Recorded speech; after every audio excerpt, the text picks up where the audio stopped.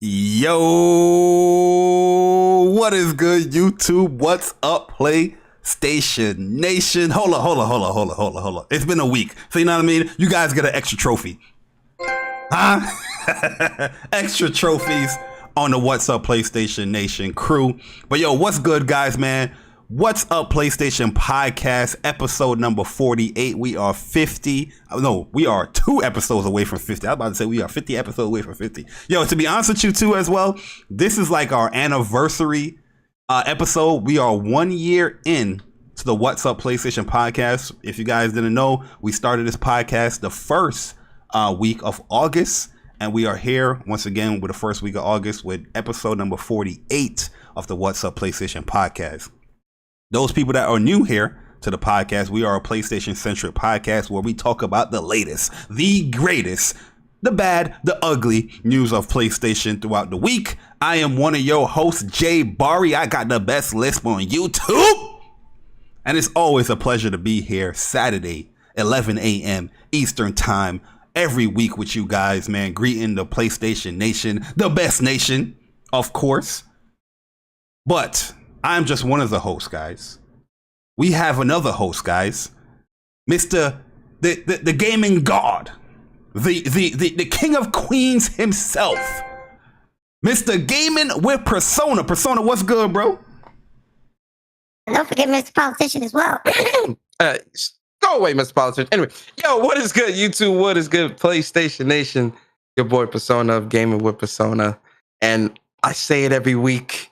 And I mean it double for this week because we didn't have a show last week. It feels good to be back. Yes, sir.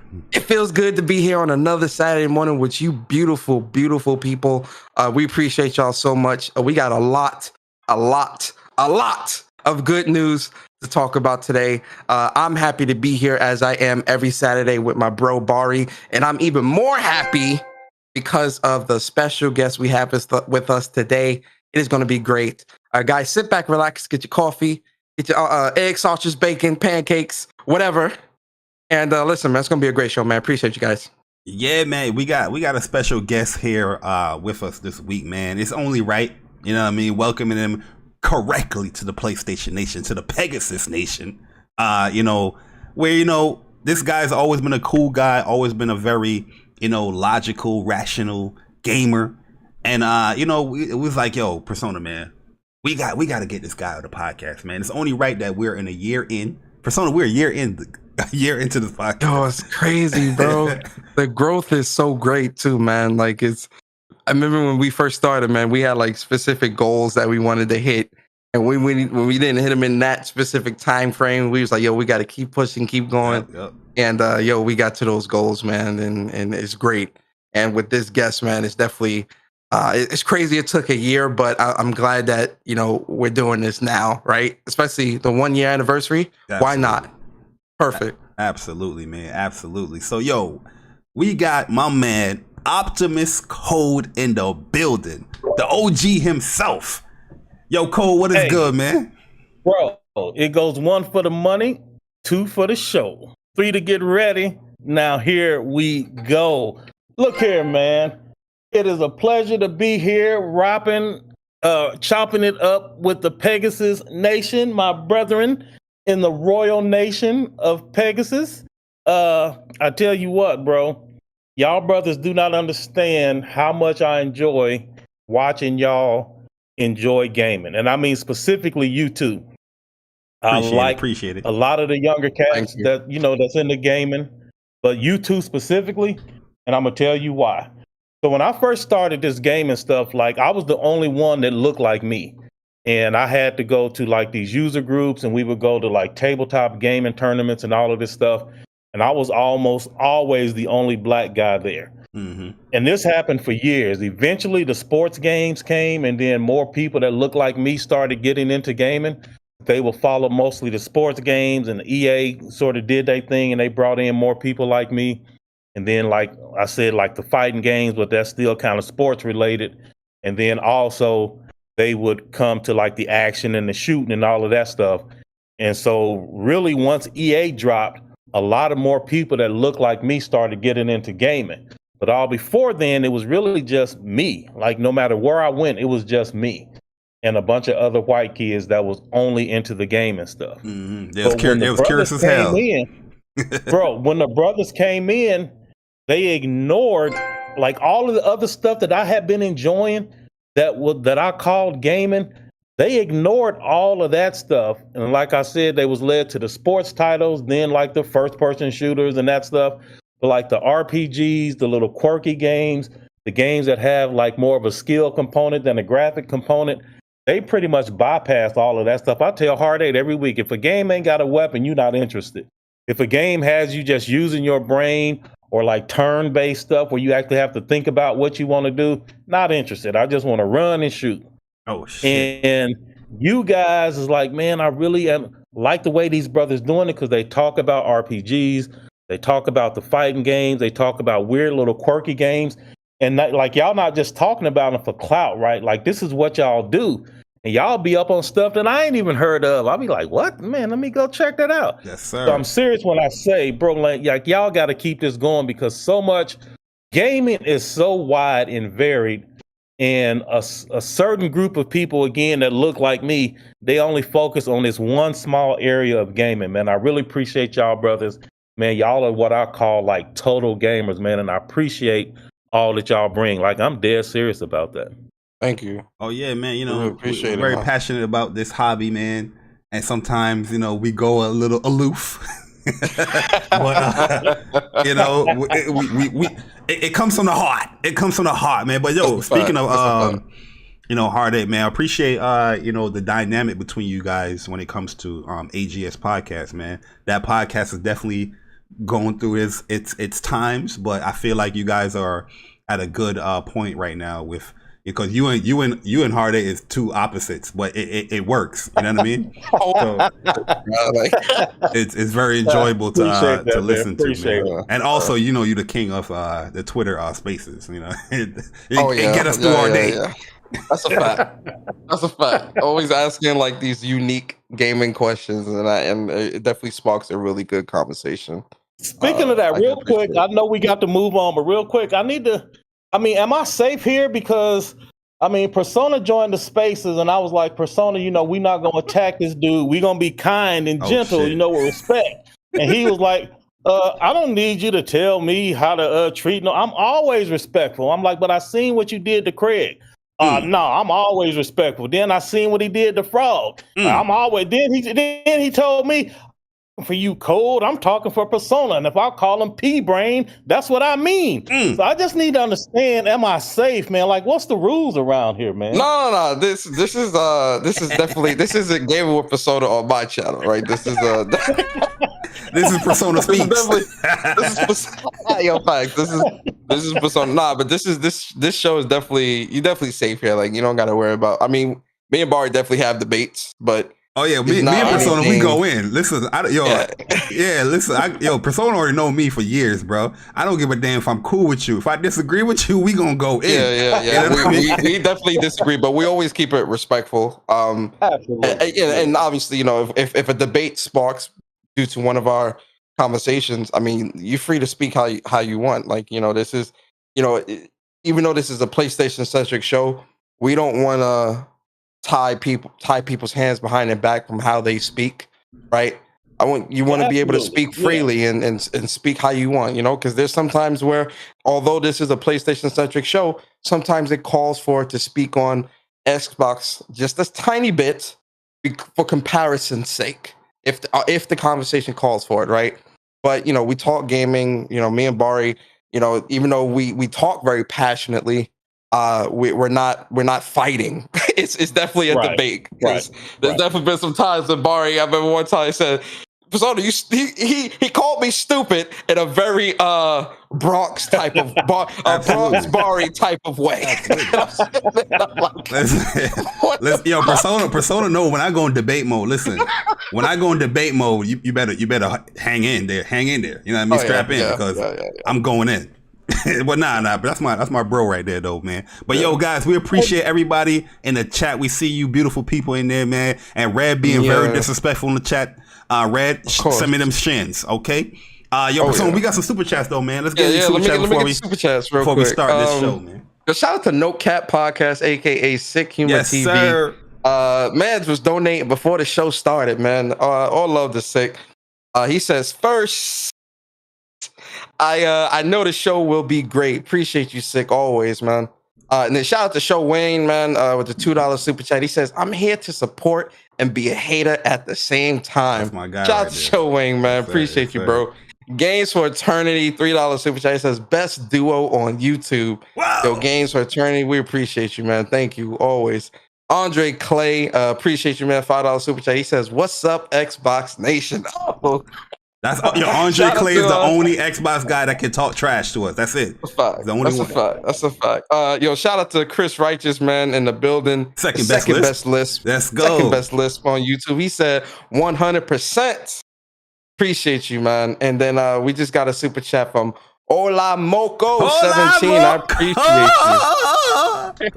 you. Appreciate you.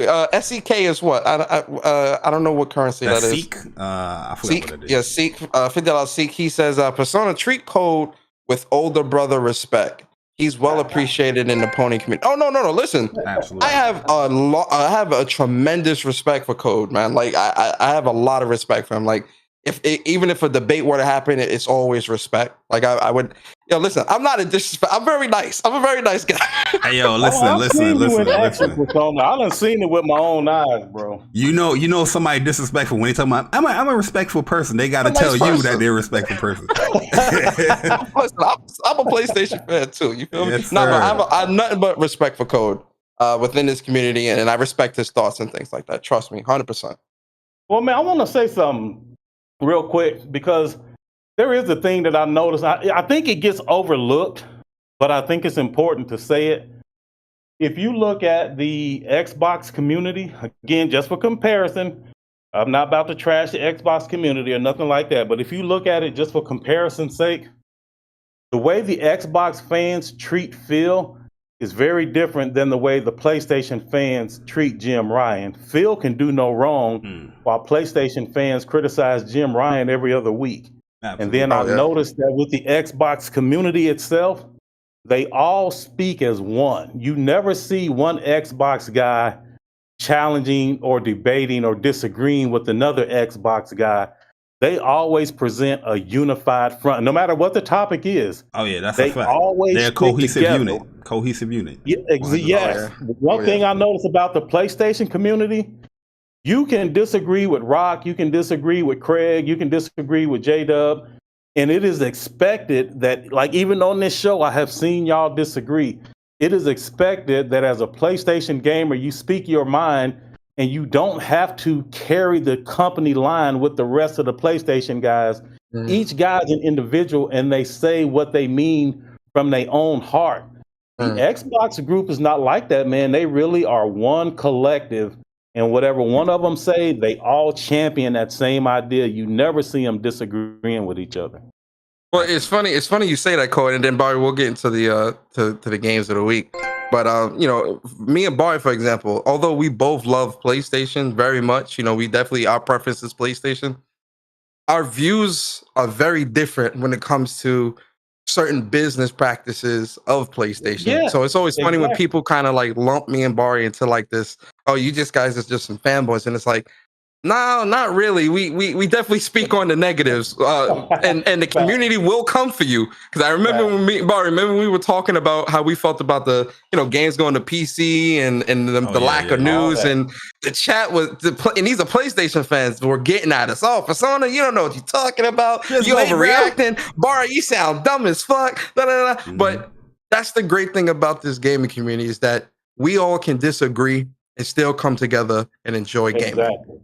And that's one of the things I love so much about the PlayStation Nation is the fact that we all don't think the same. Yeah, we got one more super chat from Red Infamy Persona. Queen L. Oh, let me get this super chat real quick. Queen L, aka Red Infamy. Oh, shout out to Red. Well, she says, "Queens all day."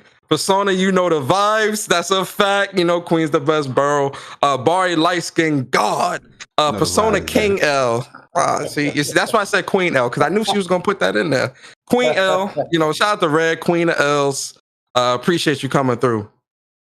Hi, Bari. You got this. New York in the building, you Oh yeah. You know what I mean, yo, we gonna get you, Andrew. Clay, we gotta start the show, man. So you guys know the rigmarole, man. I know we've been gone for a week, but we gotta let you guys know the games that came out for the week, right? So here are the PlayStation 5, PlayStation 4 games this week, August 2nd through the 8th. So let's get to the games and see what games Persona has picked up this week. All right, here we go, man. First game we have here is Bowling Story 3 Jane version for the PS4. That's something that Cole will probably buy, but we'll talk about that later. Castle of Pixel Skulls. Persona, you want to give your impressions of that game? 10 out of 10. I watched the stream. Let's go. I appreciate your honesty right there, man. Then we got Hunter's Arena Legends, man, for the PlayStation 5 and 4, which they fixed the game, Persona. They basically did. I mean, the game is still a little bit unbalanced, but it doesn't run choppy anymore, like a slideshow. Like I was playing online, it wasn't. Oh, you good now? Yeah, it was playing. We might have to run that this weekend. There was something up, bro. There was something up. I was like, yo, why is this joint running so choppy? And that update came through, and now it's fixed for my That's good shit. That's good stuff. Then we have In Sound Mind for the PlayStation 5, Orbos for the PlayStation 4, Enter Digiton Heart of Corruption for the PlayStation 5 and 4, Deadly Days for the PlayStation 4, Tokyo Run. Oh, I know one of you guys in the chat confess right now got Tokyo Run. Who in the chat got Tokyo Run? Confess right now. Okay. Yeah, I ain't play. I've only played Temple Run on the phone, and that was like 6 years ago. Yo, so we got Dodgeball Academia for the PlayStation 4, which that sounds kind of interesting. I ain't gonna lie. Strategic Mind Blitzkrieg, then Strategic Mind Pacific. Then we have the definitive edition of the Falconeer Warrior edition for the PlayStation 5. The definitive edition of this game. The best place to play this game. When he said that. Let's go. You know what I mean? Then we got Zen Geon for the PlayStation 4 as the last game. Any of y'all got on Falconeer? Anybody in the chat got the Falconeer? Let me know. It came out on the 5th. Not. Nobody got it? Absolutely.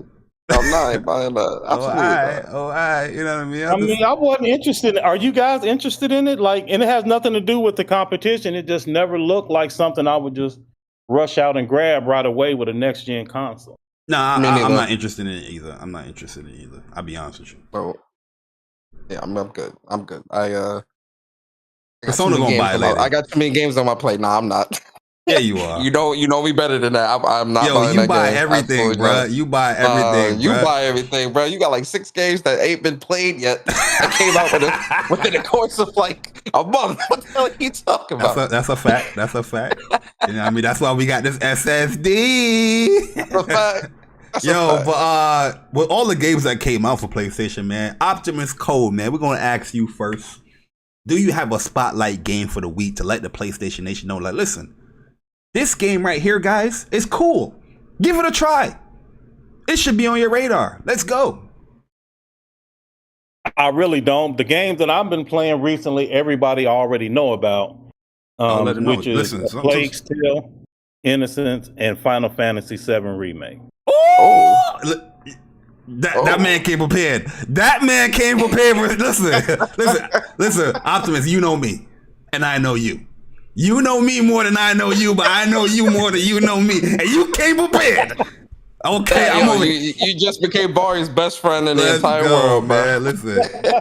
You said the magic game. I blocked my man Super Jamaican this week, man. I say, yo, who hasn't played Final Fantasy VII Remake yet? Let me know so I can block you.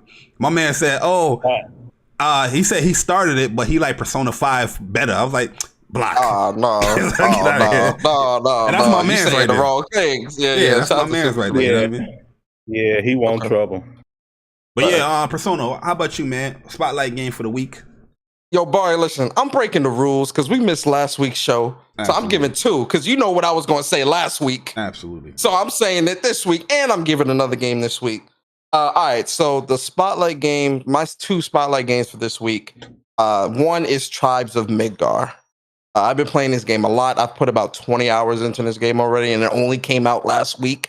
It's really easy to lose. You know what game is good when you can like just lose track of time? Because I'll come home from work, I'll finish up from work, and I'll hop on, pause, and it'll be like 6:30. It'll be like 6:30, 7 o'clock. The next thing I know, I look and it's 11. I'm like, whoa, like where did the time go? Plus, if you follow me on my personal channel, you know I've been streaming that a lot over the weekend, right? But so just to give you an idea, Tribes of Midgar is a cross between Diablo and Valheim. So it's a lot of action, it's a lot of combat. It has RPG elements where you could build up your character, you know, craft better weapons, better armor, so you could survive, have better survivability. But it's also got that Valheim, the Minecraft-esque feel to it as well, because you also have to build up your village. So the concept of the game is you have to protect the tree of Yggdrasil. Yggdrasil, yeah, the tree of life. So every night, what are they called? Helheim Demons. Hell demons. Demons are gonna be coming every night because the game goes in like day cycles. So every day during the day you play through, you collect gear, collect armor, collect different materials and things like that, so that and spirits and stuff like that, so that you can, you know, build up yourself and build up your village. And every night demons are going to come and attack the tree, attack your village, and try to destroy the tree of Yggdrasil. The objective of the game is to survive as long as possible, but there's two different modes. So there's a saga mode and then there's a survival mode. In the saga mode, that's more of like the story, quote unquote story mode, where you have to traverse further and further out into the land and get to the final area so that you can destroy the wolf boss. That because right now we're in the Wolf Saga. This is season 1, the Wolf Saga. So you have to destroy Fenfyr. In survival mode is more of like a customizable experience where you can set your own rules to how you want the village and how you want the game to go, and you can try to survive as long as possible. There really is no. So Persona, is it multiplayer, or can you? I mean, I know it's co-op, but can you play single player, or you really gonna need other people to play with you? No. So you can do. There's two different versions. You can do a solo play, or you can do multiplayer, either with friends or with randoms, and it's up to 10 players. With solo play, because there's special classes that you get as well. You get a warrior, ranger, guardian, seer, berserker, warden. Like there's different type of class types, right? So for solo play, this is just my opinion. Shout out to Dre. You know, me and him were playing. The two best classes for solo would be seer, which is like a healer, debuff support type, and then the warden. The warden is more of like a carpenter type, where you get cheaper. Everything in the vendors are cheaper. It takes less materials to build and things like that. So it makes things a lot easier. But with Tribes of Midgar, you can definitely play with friends, you can play with randoms, or you can play by yourself. So okay, and so the game is actually achievable as a single player, because I know there's some games like that, they'll say single player, but really you can't play it single player. Yeah, no, you can definitely play a single player, but the thing about solo play is that you have to be very optimal. So I think the best way for people to kind of wrap their heads around what you're supposed to achieve in the game is to play with some randoms to try to get as far as possible, so that you can explore a lot more and be able to see, you know, what the world looks like and what the objective truly is. And then once you understand how things are supposed to go, where you're supposed to go to get the best materials to craft the best gear, you know, and kind of venture out a bit, then I would say play solo. Plus, you know, certain classes within the game you have to actually unlock. You have to do specific things within the game to unlock. So like one of the hardest classes to get is Seer, because you have to kill 10 Jotuns. Jotuns are the giants of the realm. And they're gonna always come like every 3 or 4 pause. They're gonna come like every 3 or 4 days and try to destroy you. That sounds about right. They're gonna try to get to your village. They'll spawn on. So Jotuns are pretty much like a game ender type of enemy. So you have to prioritize. So Jotuns are pretty much the giants of Jotunheim. So hey, I'm gonna be honest with you. You ain't got 2 games this week. You got this one game, brother. You got this one game, brother. And so yeah, like it's anyway. Let me speed up. So that's a dope game. Like it's in the Jotuns are pretty much, they come to the world and they try to destroy it. And you have to destroy them before they get to your village and destroy it, because they're very hard to defeat because they're so much stronger. So that's Tries the Midgard. That's my spotlight game for the week. And then real quick, because I've been playing on my PC quite a bit lately. I'm sorry, PlayStation Nation. Fist is my second spotlight game for this week. I've been playing the Fist demo on Steam. PlayStation, this is an L, because why is the Fist demo not on PlayStation? This is a huge L, because you're forcing me to touch this icky PC to play Fist. So I've been playing Fist, and it's really, really dope, man. I really love this game. I playing the demo. I cannot wait for September, because that game is going to be fire. Okay, I'm done. Those are my two spotlights for the week. You can tell Persona really enjoys that Trials of Midgard game. And I mean, he was telling me a story about how he was talking to this girl this week, and he asked her, "Yo, do you want some ale?" Right? he told Shorty, "Have that thee." I was like, "Yo, Persona, man, come on, man, you playing that game a little too much, bro. Let's talk to a regular, man. That's all." I have to look of dime flock. He said, "Have that thee, me on here." But nah, man, my spotlight game is definitely gonna be Neo. The World Ends With You, man. The more I play that game, the more I'm falling in love with the game. Very stylistic RPG. What's the name of it? Neo, The World Ends With You. So it's pretty much like I thought that was a Nintendo joint. Nah, it's on Switch and on PlayStation. I mean, personally, I wouldn't advise anybody getting on the Switch. I know people like to, handheld their Switch, but the performance on the Switch is bad. And that game is very fast paced. When it comes to the action and all that stuff, but there's going to be reading there. I know a lot of people don't like reading, but there's a lot of reading. There's going to be a lot of reading in that damn game. It gets deep, man, because it goes from the clothes to you eating to you doing like social interactions. You know what I mean, to help you level up and all that stuff. Doing side missions, it's just a dope game, man. Very stylistic. I think a lot of people that play it is going to like it a lot, yo. It's a dope game. And the battle system is fun as well. Like much improved from the DS one from when it came out on the Nintendo DS back in the day. So yeah, that's gonna be my my game for this week. Yo, Chuck said trash. Yo, everything trash to Chuck. But yo, I wanted to say this real quick, man. We have a PlayStation fun fact for this week, which is this is a very interesting fact because I didn't know this, and I want people to be honest.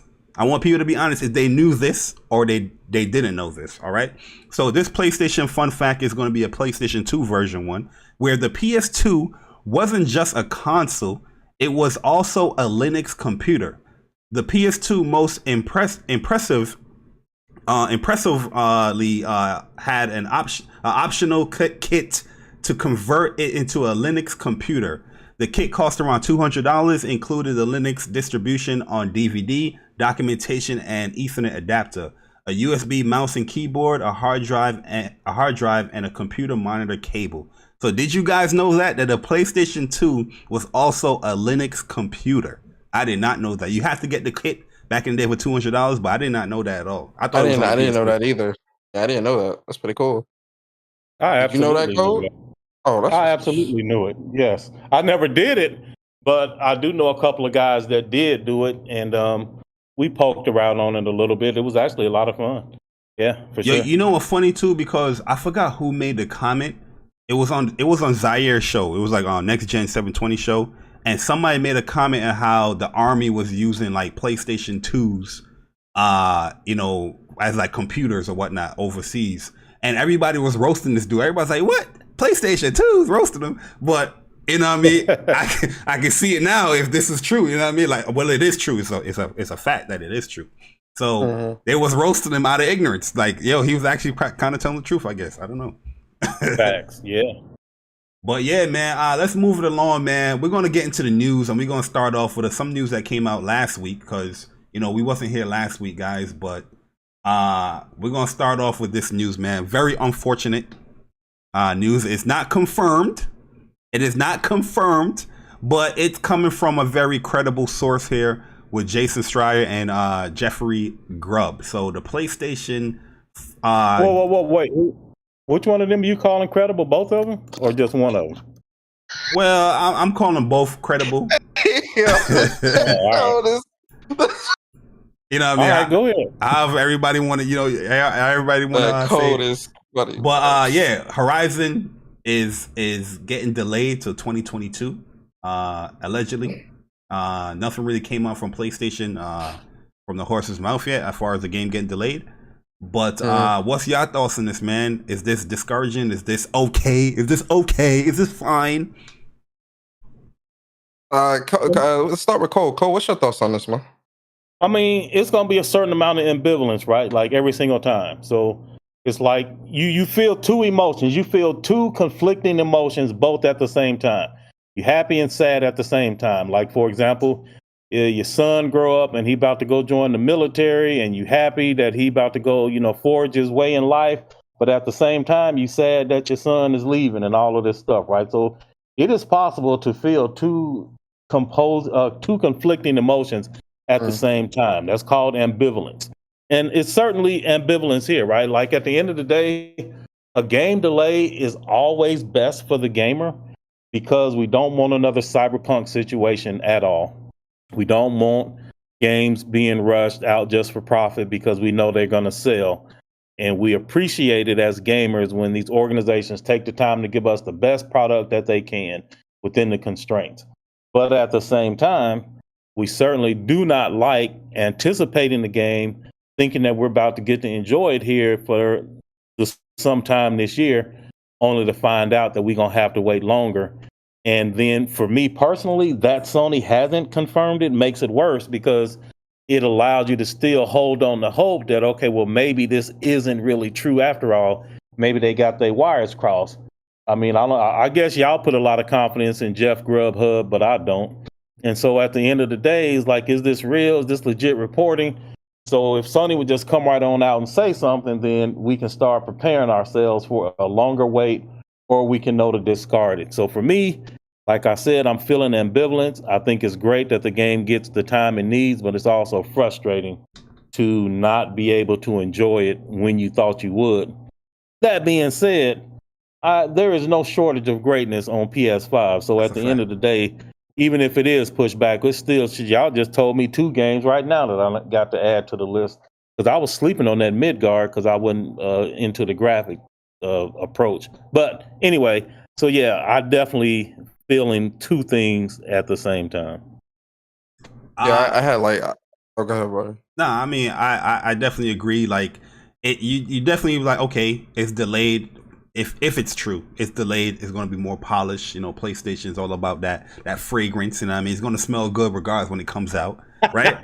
but one thing that pisses me off in the gaming community is that how people are so nonchalant when it comes to gaming, right? Like they hype up these games like, yo, I can't wait to play Horizon Forbidden. Yo, did you see that state of play? Oh my God, it looks amazing. Then you hear news about it being delayed. I mean, it's all right. Like, how are you not upset about that? Like, it's a game that you're anticipating, you want to play. It's slated to come out this year, and it gets delayed. It's like, okay, it's all right, it's fine. You know what I mean? Like, that jump pissed me off. But I do understand that a delay is for the best, but it's very disappointing that something that you're very hyped for. You build up this hype, you show this state of play. We're on track to come out holiday, and then you're hearing this news somebody's being delayed. That kind of pisses me off a little bit. It's not like I'm gonna be upset, but I'm upset. If that makes any sense, man. See, listen. First off, shout out to Cole, man. 'Cause I had Merriam-Webster's dictionary out while you was talking, trying to make sure I could keep up with what you were saying. Yes, sir. Joking. Listen, unacceptable. You feel me? Listen, when it comes to Horizon, everyone is fiending for this game. I think if a delay, because again, nothing's confirmed by PlayStation, right? We always take these rumors with a grain of salt, right? Get the iron lines out the cabinet, but at the same time, with this being out there, I do agree with Bari where it's like, yo, you see a lot of people kind of just like, oh well, it's not that big a deal. Nah, it's a big deal to me, right? Because I want the game, and then when you're looking at the monster that is 2022 already, with all that's slated to drop that year, I want it now. if this game was going to be delayed, because they were very unsure of themselves when they showed the gameplay off and they were talking in interviews and shit. They didn't want to give the date then. That was what was really had my eyebrow raised, where I'm like, you do this entire state of play dedicated to this, because if you look back to Ratchet and Clank, when they did that entire state of play dedicated to that, we got the date right after. When Last of Us 2 did it, we got the date right at once that was done, they gave us the date at the end. When you look at Ghost of Tsushima, we got the date right at the end. This game, you do an entire 15 to 20 minutes of gameplay and still give no date, still give nothing. So what the hell are people supposed to think? Right? If the game was delayed to 2022, I'd rather you have given us that little, showing off the gameplay like you did and be like, look, guys, it's slated to 2022, instead of having people walking around here. Because that was what, June, July, we seen that gameplay. Oh, I can't wait for this game. Oh my God, everyone is just going crazy. But then there's no date, right? Because granted, I love that state of play. I love seeing that gameplay, but me not seeing the date at the end, it left me feeling some type of way. And the fact that Gorilla and PlayStation are still so quiet, even after these rumors releasing, because obviously, PlayStation don't really respond to rumors. I get that. But I'd rather PlayStation just come out and be like, yo, look, this is not coming out until XYZ 2022. Yo, what's crazy, Persona? The fact that you said that as well, but they still promoting the game for holiday 2021. Even that's what I'm saying. The promotion. Just yesterday, I seen a Japanese and other commercial for PlayStation about exclusive games, and it's saying holiday 2021 on the joint. I'm like, yo, what the hell is going on? Like, is it getting delayed? Like, you still promoting this? This is a new commercial. This is a new ads. Yeah, and it's like, okay, well, if it's coming out, where's the date? You trying to save it for a special event? A special event was back at the beginning of the summer when you showed it. Yeah, in my opinion. Now, granted, the development process and things like that, there's a lot of uncertainty now within the industry because of what's been going on in the real world. I understand that, and I'm definitely taking all of that into account. But at the same time, if it's delayed, say it. Like, yo, look, it's delayed. We don't think it's gonna be. We're not gonna be able to make it this year. Don't keep people in anticipation all this time just to let them down when the time comes when you think it's supposed to release. We have 5 months until 2022. Is the game releasing or not, PlayStation? Tell us. Yeah, we can handle it. What they should have did, boys and girls. What they should have did, because there's no way when they had that state of play, they didn't have a date set for the game. They should have announced the date, and if the game does get delayed, you talk to the community like, oh, we had this date promised here, but we have to, delay the game a little bit further into 2022. Sorry for, the wait, blah, blah, blah. We appreciate the fans, blah, blah. The typical PR speech. But at the end of the day, like, not having something there is just like, I don't know. I don't like that, man, because there's no way you don't have a date in the next 4 months. You know what I mean? The game got, shown in May or something like that, and still no date here. We're in August. It's just a weird, or June when it was shown. I forgot when it was shown. It's just a weird dynamic.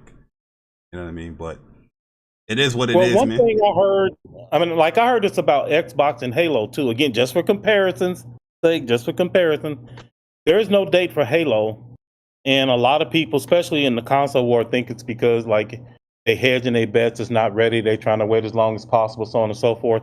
One thing you have to keep in mind with both Microsoft and Sony is they are platform holders.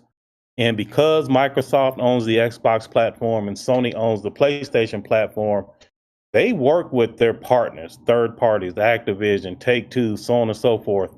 And they have a responsibility to their partners to time when they release things so as not to create a situation where their partners couldn't have been as successful if either one of those two would have chosen a different date. I'm not sure how much that plays into this specifically, but keep in mind that Sony usually announces their dates to third parties ahead of time, and then third parties can plan around that. I know for a fact that there's something different going on this time with this release date, and they didn't announce the date. I have my suspicions as to why that is, maybe to do with some unannounced titles and abandon and all of that good stuff. But there is no date set by Sony. Well, yeah, forget I said that. There is no date set by Sony for partners to plan around has to be careful. So does Microsoft with releasing big titles like this in the window that will be threatening to their partners. Yo, yeah, that's a fact. That's a whole fact. Yeah. We got 2 super chats here from Andrew Clay. Appreciate the $5. Said we Xbots are the Borg, and he got the smiling emojis.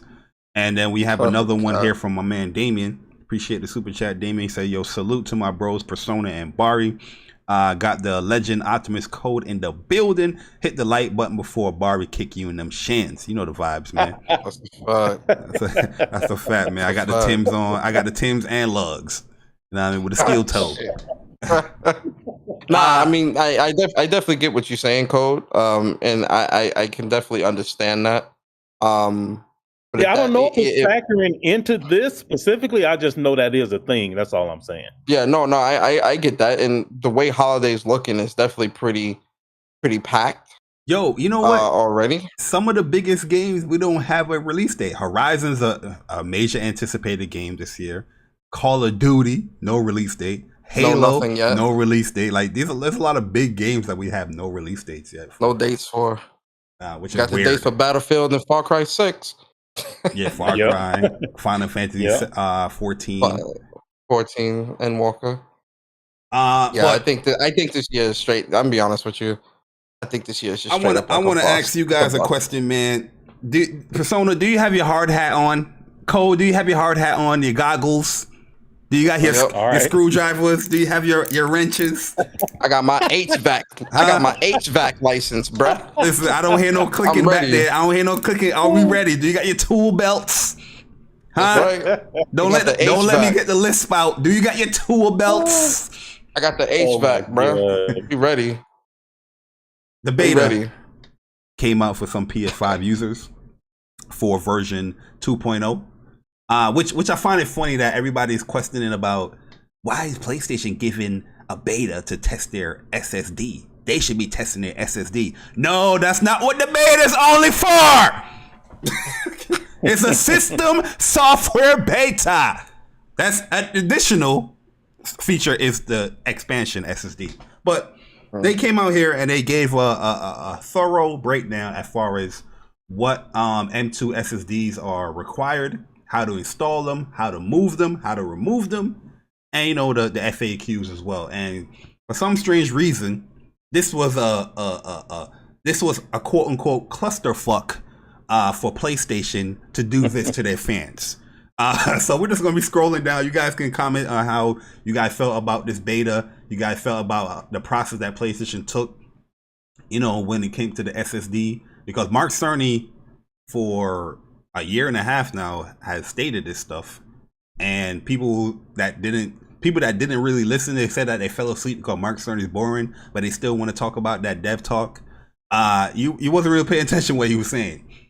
So yeah, they said they actually telling you what is an M2 SSD. Jesus Christ, they breaking it down to you guys, man. Why add an M2 SSD to your PlayStation 5 console? Obviously that's common sense, but to some people it's not. Which M2 SSDs can be used? They give you the requirements here. So let's get into the requirements real quick, and then we can talk about it. So you got to get a PCIe Gen 4 Time 4 M2 NVMe SSD. Capacity is going to be minimum is 250 gigabytes to up to 4. Cooling structure using the M2 SSD with your PS5 requires an effective heat dissipation with cooling structure, such as a heatsink.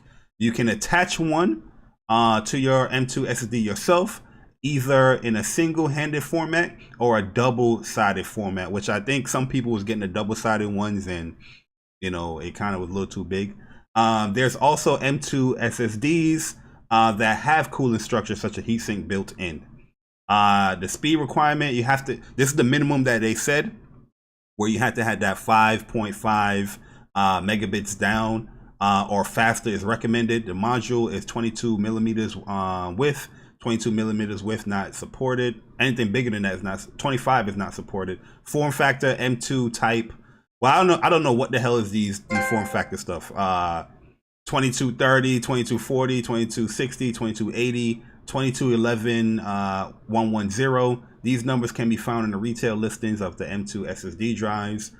with the first 2 digits refers to the width and the remaining digits to the length. Socket 3 key M. I guess this stuff is confusing everybody here. You know what I mean? Where everybody was like, what? Look at all this stuff I gotta read. Why don't you just give me what I need? You know what I mean? Not doing the research. Go ahead, continue. Go. The funny thing about this too is that a lot of people seem confused where they built PCs and they have M2 SSDs in their PCs, but for the PlayStation they was like confused, like, yo, what is this, PlayStation? How can you do this? How dare you? You know what I mean? Yo, shout out to my man Persona. He said, I just got into the beta. Do I need to buy anything Chuck, first not time? Persona, Chuck. You mean Chuck? Oh, yo, my man Upchuck Gaming. He said, hey Jay. He said, hey Jabari. He called me by my real name. Yo, Chuck, I'm gonna kick your shit. He said, I just got into the beta. Do I need to buy anything? First time in the beta. Yo, I know that's an inside joke. That's an inside joke. Hey, yo, them comments was crazy. Yo, bro. Yo, listen, here's my whole thing, man, right? And I talked about this twice on my personal show, and I put it out there on Twitter, where, you know, a lot of people are utilizing what PlayStation is, you know, the explanation of how what you may need to install an SSD and all that, the breakdown. They're trying to use that as a means to discourage, but also, in my opinion, disrespect casual and casual fans and gamers and people who won't necessarily be too tech savvy, right? You know, saying that, you know, soccer moms wouldn't be able to, how's a soccer mom supposed to get this? And, you know, casuals aren't going to do this and do that and all this other bullshit, right? And I'm sitting there and I'm saying to myself, first off, if someone is in the market to want to expand their internal storage for the PlayStation 5 or whatever console, chances are they're going to do some type of a bit of research, or they know something about this, right? But the other side of this is when you look at what PlayStation, not PlayStation, when you look at what manufacturers do right now, there is always something on the box that indicates that this is compatible with whatever you're trying to buy something for, right? Fact. This is always going to happen. So to think that companies don't take these types of things into account when trying to sell you products, they do it with everything, not just with tech. They do it with blenders and furniture, and, you know, because remember, if you're buying furniture, you need to know the dimensions of your door to make sure that the furniture gets through your door. Oh wow, I gotta know that. How do I do that? Right? How are people buying furniture? Right? How are people buying groceries? How do people open a fucking door? Right? Yo, Persona, can I ask you a question? Yeah, go ahead. When you got your gaming chair, did it come hooked up already? Was everything just there, or did you have to assembled? Yeah. Did it come assembled? Did you have to hook it up? No, it wasn't assembled. I had to build the chair myself. So they had instructions, and I go, Doy, what do I do here, Doy? How do I build this chair? How dare them? Hold on. Oh, your TV stand, did that come already assembled, or did you have to my put that TV is together? mounted on my walls, but Wait, did you do that yourself? hell no, I paid somebody. But how dare done them? it myself. You should have bought that TV myself, and it should have mounted itself, Persona. How dare Exactly. them? I mounted mine. I mean, but this is the problem, right? People are looking at that and especially these tech channels that are supposed to help the community, right? Trying to be very discouraging to what PlayStation's solution is, saying that it should have been proprietary storage. Really? Let's go back to the Vita, shall we? Stop the bullshit, man. Cut the bullshit, right? PlayStation solution is more consumer friendly than anything else right now. Not even close.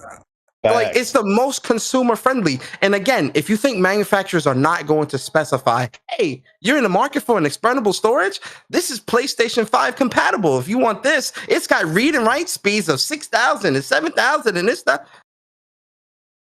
What are we talking about here? But like always, right on cue, everything has to be a red alert. Everything has to be an exaggerated issue. All the time. Everything is just, the world's ending because, you know, PlayStation didn't pay my rent this month. Like, yo, this community is so it's so crazy because people are just so wired.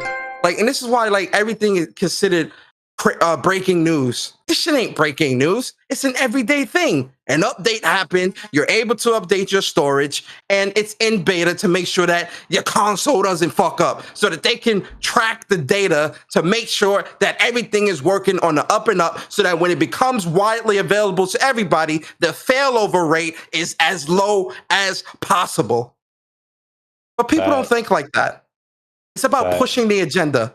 It's about pushing propaganda. It's about pushing misinformation to you or to consumers who don't know any better. And listen, everyone's not paying attention to everything because listen, you got this going on in your life, that, or whatever. So understandable. But they push that misinformation to you because they want clicks.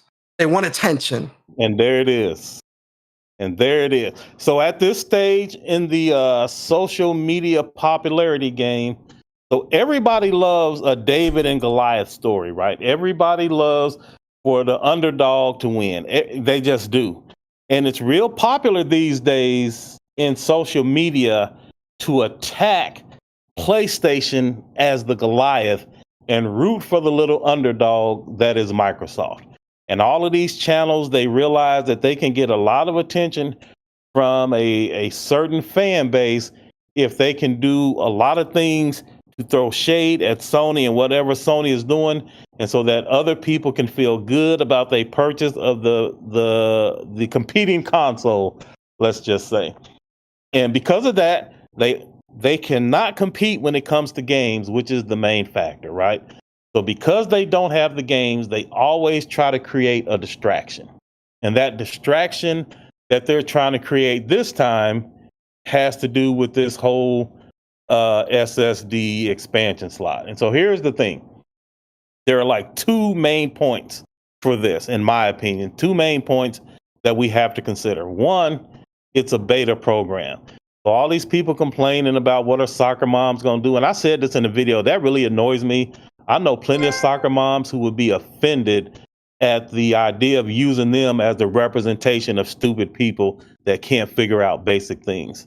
So I'm not really sure how many soccer moms agree that they can't figure out how to buy an expansion slot, an expansion SSD card. But that aside, the whole thing is there's this beta program, and that's exactly what it is. It's a beta program. So it's not meant for everybody yet, which is why they have all these disclaimers. You can't get this. This doesn't apply to you. This is for a targeted specific group of people. And again, for comparison's sake, it is no different than the Xbox Insider program. Xbox has the exact same thing for for OS releases and updates before they make new features available to the entire install base. There is a select group of gamers called Xbox Insiders. There's a whole subreddit dedicated to it, different levels of insider access, and it is the exact same thing. The things that happen in the Insider program happen well before things get to the public, and the reason they do it is so that they can confirm things at scale with different users who will come up with scenarios and situations that you just can't recreate in a lab or in a testing facility. You need what they call real life usage, and that's what they do. If this is the same as any other software feature, PlayStation is giving it to their beta testers first, to the users in the beta program. And then in addition to their own testing, that's another thing I've heard people say that cracked me up. Sony should have tested it as if they're mutually exclusive, as if you can't test it yourself while also opening it up to the beta program. Again, it's the exact same thing that the Xbox Insider program does. They are identical. Further, you have people. Oh, my bad. Go ahead, Cole. Go ahead. Well, and then the second thing I will say, I want to highlight what Persona said about it is the most consumer-friendly option. Like, it is without a doubt. It's not even close. The prices are better, number one. The prices are way better than the Series X storage. The drive matches the internal drive. The problem with the solution on the Series X is that it is not as fast as the internal. Even though people like to say that it is, it doesn't match. They're not the same. Games load, from the last report I saw, about 8 seconds slower from the SSD storage expansion storage than the internal. I haven't tested it myself, but I've seen reports that say it's about 8 seconds slower. So it's not even identical. There is a reason that the PlayStation one is built into the motherboard instead of being attached through a USB slot. And it all has to do with performance and matching the performance of the internal drive. And when I say consumer friendly, I mean they have more options, they have less expensive options, they have different sizes.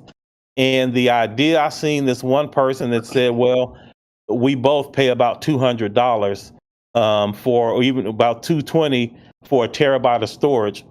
And that really made me laugh. And the reason that is silly is because the PlayStation drive is at least 2 times, often 3 times faster than that drive that's available for the Series X. It is 3 times the performance.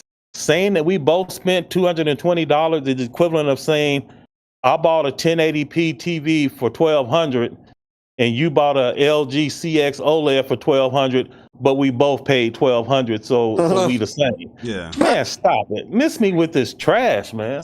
Yo, the funny thing about it is that done, I feel like people is questioning PlayStation as far as how you having a beta to test a SSD or whatnot. Like PlayStation is not testing these SSD themselves. Like they're giving you the requirements here. Why? They let you know, like, yo, this is the requirements here that you need. They're not gonna give you right now in the beta program. They're not gonna give you like specifics as far as like which company or which manufacturer you're gonna go to. You know what I mean? I'm pretty sure when this official update probably comes out, you probably get more of that. But you do have like those manufacturers that saying, hey, we're PlayStation 5 ready. We'll let you know because we meet the specific requirements. But exactly. people forget that if you're already in the beta program for PlayStation, you was just in the beta testing out the external hard drive. Where was your fear mongering for that? There was a beta. Right. What was the outcry? Right, yeah, you know what I mean. Like it's so stupid. I'm listening. I'm hearing PlayStation fans say this as well. Like, PlayStation, they shouldn't have people testing. Like, yo, you was just testing the hard drive. You was just doing that for the PlayStation 4 and PlayStation 5. Anyone that works in IT knows you test shit before you put it into the production environment. I'm sorry, like. That is common practice really across the board, right? When you make food and you're trying to build a new recipe, you just going to put some shit together, cook it, and then serve it to the people? Or are you going to taste it and do a focus groups to taste test to determine if this is something that is of value to continue to make and serve? Testing and beta testing is not just a concept within gaming. It's a concept really within life. Yo, you gotta test and do it like it's everywhere. You know what's crazy? Right? Yeah. The very apartment or house that you live in had to be drawn up and by an architect or whoever and looked at and made sure that it was built, that is written right, so that the builders can build it properly. And they still was looking to make sure. You think changes didn't happen? I mean, what are we talking about here, man? What's funny here is that they actually gave a pretty detailed breakdown as far as what you need. I don't see what's so confusing about, knowing what SSD to buy, knowing if you're going the route as far as installing your own, heatsink.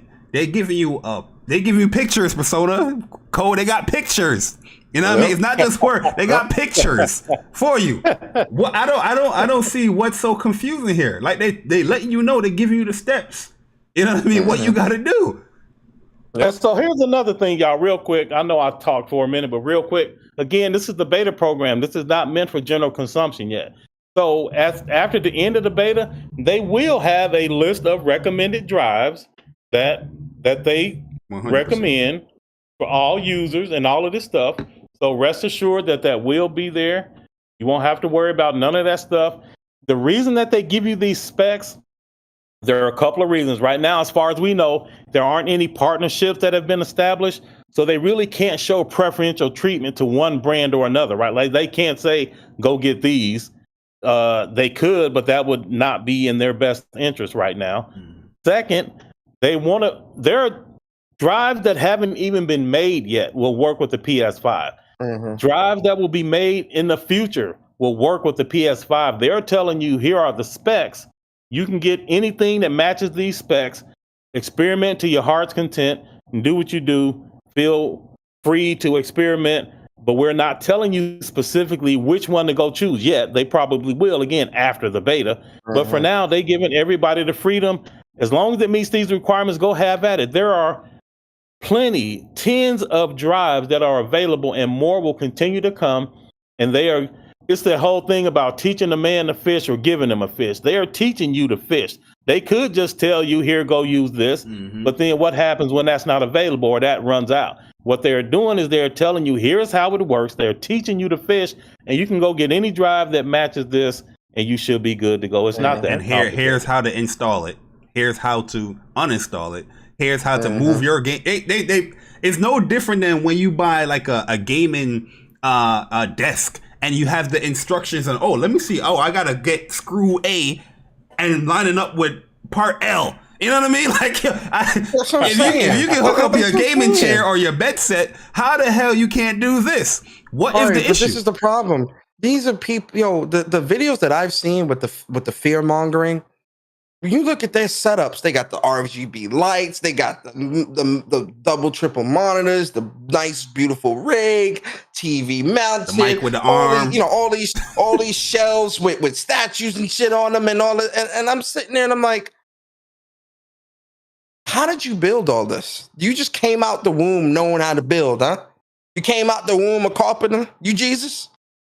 Yo, bro, just to learn how to live stream, you had to do your research on how to set up OBS and how to get your camera here. You know what I mean? Like, you have to do some type of research here. You know what I mean? This is a very easy process on how to expand your storage on the PlayStation 5. But once again, this is not what the beta was only about. This is like one of the main things that a lot of people was clamoring for. And for somebody that's in the beta and somebody that's been transferring games to, the M2 SSD expansion, it works flawlessly. It works beautifully. Like, I've tested a lot. Hold on, Jay. I mean, some PlayStation fans have been asking for this, but to be clear, the reason this is such a big deal is because a system without no games was using this expansion slot as part of console war ammunition, and they are losing one of their console war bullet points. And because of that, they need to create another distraction to say, okay, well, you got it and it's better than ours, but it's too complicated, right? Like, this isn't because PlayStation gamers have just been suffering so greatly and there's an uproar. Absolutely not. All of the chatter is coming from the other side of the fence. Oh yeah, like I said, it's not even just that though. It's also the fact of, like, when it comes to the again, going back to the fear mongering, right? Like, it's another talk. It's another agenda that's just destroyed, and now it's misinformation. But the funny thing is, it's crazy how, like, a lot of people in this community, something that I've talked about on my personal show is, when it comes to social media, a lot of people will do the talking. Talk. But when it's time to put the money up, right. Oh no, I'm fine. No, it's good. Oh no, you know what? Maybe I will delete my games. Suddenly, the space is not an issue. Suddenly, Call of Duty taking up 250 gigs is acceptable. But just 2 months ago, oh my God, I just got I got so many games that I have to keep re-downloading. This is like, where's the expandable storage?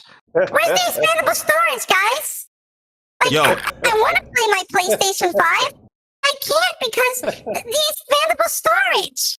I can't play the PlayStation 5. If I wanted to download Call of Duty and 5 other games, I can't because of the expandable storage. That's all I'm saying. It's wrong. And a lot of people got to understand too is that when it comes to PlayStation 5 versions of these games, they're smaller than the competitor. You know what I mean? With a Kraken decompression and all that stuff. Like, you got to That's a whole fact. Yo, because like I said, I've been testing this joint for 2 days now, and I've been transferring games over. It's like it's a couple of seconds. Boom. It's like, I transferred over Avengers. Avengers is 85 gigs. It legit took 15 seconds. Legit 15 seconds. Boom. Transferred over. You know what I mean? It was quick as hell. I transferred over Final Fantasy, Demon Souls, Spider-Man, like in a bulk, and it was like a minute. Everything got transferred over like a minute or so. So yeah, it's pretty fast. And I'll be playing games off of it too.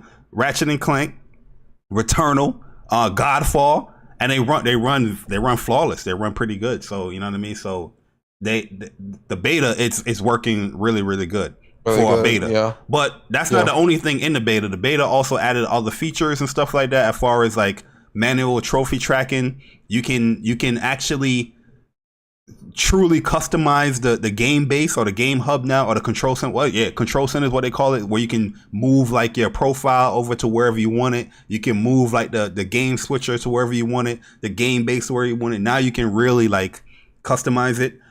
They also added 3D audio to your TV speakers and stuff like that. So you have that feature now people was asking for. There's a lot of features that came with it. I'm not going to go over everything, but the specific highlights there, the trophy tracking, which is cool because now it adds it within the that little card system of the manual trophies that you're tracking, and you can track up to like 5 of them. So it's a cool update, man. And obviously the SSD expansion. That's something I've been asking for since PlayStation 4 too. Trophy tracking. Yeah, I'm so grateful for that, man. Like I'm actually going to be getting even more platinums than I do now. So like I'm really happy for that. Yeah, I'm really happy about that. Wait, what's that? What's this? Trophy tracking. So you can manually like whatever trophy you want to track, you can manually just start tracking them now. Like any trophy in any game, you can just track them. In the not playing. Yeah. You can track up to 5 trophies at a time now. Yeah, up to 5. You can do it manually. Man, if y'all don't stop, so even if the game don't have it in game, you can do it. Oh, not the completion percentage, just the trophy itself. Like I was tracking. Okay. I tracked like some trophy. I tested it on newer PS4. Games have, yeah, some of the PS4 games. Well, I think all of them or a lot of them probably won't have that. But I think any games coming out like from the start of this generation, they have it because the percentage and all that stuff is there as well. Right. So yeah, for a lot of the games that's releasing now, they'll and I think even PlayStation 4 games, because I noticed some PS4 games like that release now that have it. So it might not. If you're going back to something from like 4 years ago, it most likely won't have the percentage tracker. Yeah, right. You'll still be able to. Yeah, it's gonna pop up in that card though. In that card when you play. Because I was playing Cloudpunk. I just got the plat for that last week.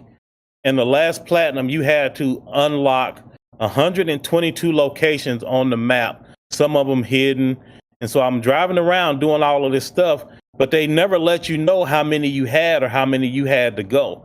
And that part was like, that grind was just so annoying, but I was like determined to get it, right? And the way y'all talking, it seemed like if this game supported what y'all talking about, I would have been able to see how many I have versus how many I need left to go. Is that what y'all saying? Yeah, because when you go into a game, and you press the PlayStation button, it will preset like what trophies is like close. Yeah, the activity cards. Yeah, the activity cards. But now you can just pin it to. Oh, I'm actually want to track this one. You can pin it there. Some of them, what it does too with some of them is it may not have the percentage, but it'll tell you the time it takes to complete that trophy. Yeah. All right. So for some of the older games, yeah, it's pretty cool. Let me get let's get some super chats real quick. Yeah, we got shout out to Strictly, man. Appreciate you, bro, with the $10 super chat. He says, from now on, there are no betas allowed for anything. So when shit breaks, it's on the consumer. LMAO. No more testing shit before it's in production. Yo, that's a fact. That's what they want, Strictly. So that then they can turn around and say, see, PlayStation should have did a beta. Yo, you know my man Strictly is elite because YouTube allowed him to curse on the super chat. Yo, so shout out to that's a fact, dude. RJ Clay, appreciate you for the $5 super chat. He says, hey, when you buy a PS5, do it come with a screwdriver? Yes, it does. Shout out to him. Phil Collins, he with the $2 super chat, he says they waiting on the tools to install the SSD. Oh man. That's actually pretty funny. Get that up. And then Optimus Code Legend with the $25 super chat. Appreciate you, bro. He says, I appreciate y'all young brothers having your boy on and y'all's dedication to all forms of gaming. the hobby is in good hands with the brothers like y'all. Once your boy move on, appreciate it, man. Yo, that was deep right there. Yo, what's up, man? You trying to make us choke up? What's going on over there? Yeah, man, that was deep. I told y'all at the beginning, man. I really feel the way that y'all brothers enjoy all of gaming. That's a whole fact, for real. Appreciate it, man. But to move along though, we gotta announce the PlayStation, Plus games for the month. For August, review them. So we have Hunter's Arena, Plants vs. Zombies, Battle for Neighborhoodville, and Tennis World Tour 2. So yeah, Hunter's Arena, I'm pretty sure a lot of people is probably trying out right now. So that came out. Plants vs. Zombies, normally something I don't normally play, but they're pretty fun. And the tennis game, I haven't played a tennis game. I've never played a tennis game before. I think since PS2. I haven't played a tennis game since PS2. Does Mario Tennis count? I have played Mario Tennis and all that before. That count. Yeah, so I have played tennis before. Yeah, I've played it. So how you rating this month, Persona? I'm gonna keep it a stack. I'm really high. I was really hyped for Hunter's Arena, so that put me up to that had me at a 10 out of 10. After playing Hunter's Arena, it's a great game. I'm not taking nothing from that. It needs work. Yeah, it needs a lot of polish, a little more elbow grease. Yeah. So I'm gonna drop it down to about an 8 out of 10. I don't really give a damn about Plants vs. Zombies or tennis. I added them to the library just off the strength, but I won't be playing those. I only was there for Hunter's Arena, so 8 out of 10. It's a solid month. I'm gonna give it a 5 out of 10 this month. Shit. My experience with Hunter's Arena has been. You look like a real fanboy. Hold on, let me drop it down. 7 out of 10. Let's drop my shit down. Because I was enthused for Hunter's Arena as well, but the character that they have here promoting, Sandy, she's not as strong as I wanted her to be, and other characters that now I'm playing, I'm like, damn, these characters pretty good. But they're kind of good in a cheap way, not this takes skill way. You know what I mean? Yes. But and the game wasn't running so well for me. You know what I mean? It's fixed now, but I still think there's a lot of issues that the game have balance wise. So yeah, like I said, Plants vs. Zombies, don't really play the game as much, but I know it's a little fun little game. But I know I'm not gonna play it. And the Tennis World Tour, I'm not gonna play that either. So yeah, I'm gonna give it a 5 out of 10, man, for me personally.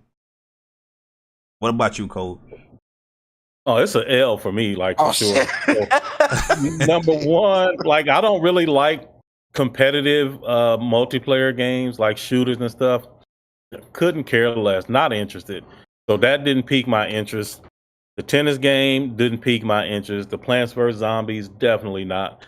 So I'm cool on all of that. I did the same as Persona. I added them to the library, but I have not downloaded them. Probably not going to download them.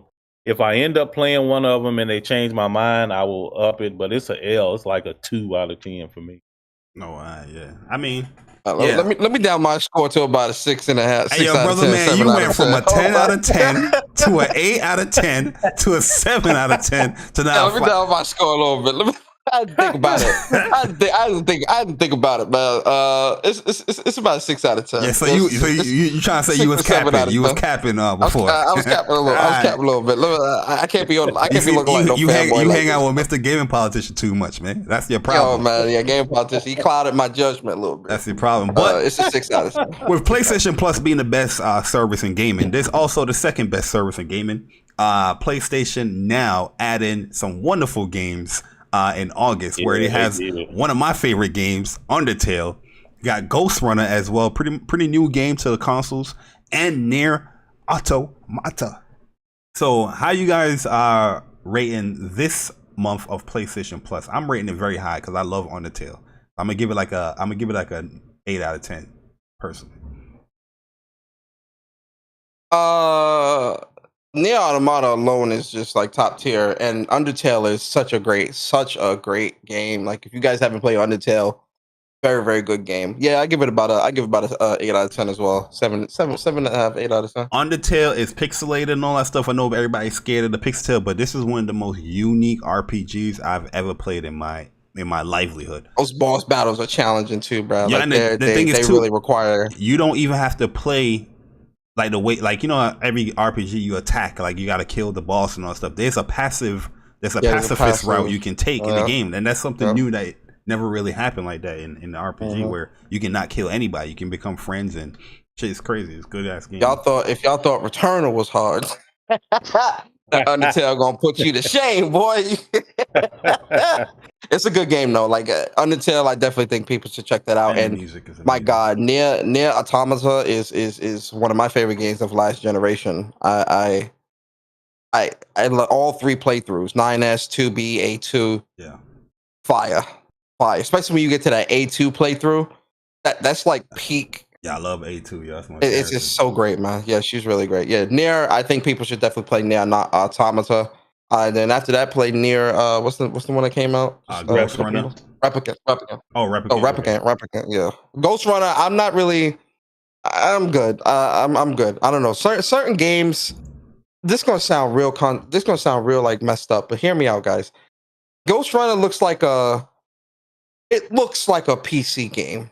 Like something that PC game is. No. I get that. What I'm saying is, it looks like something that like is really meant to be played on a PC type of thing. I don't know.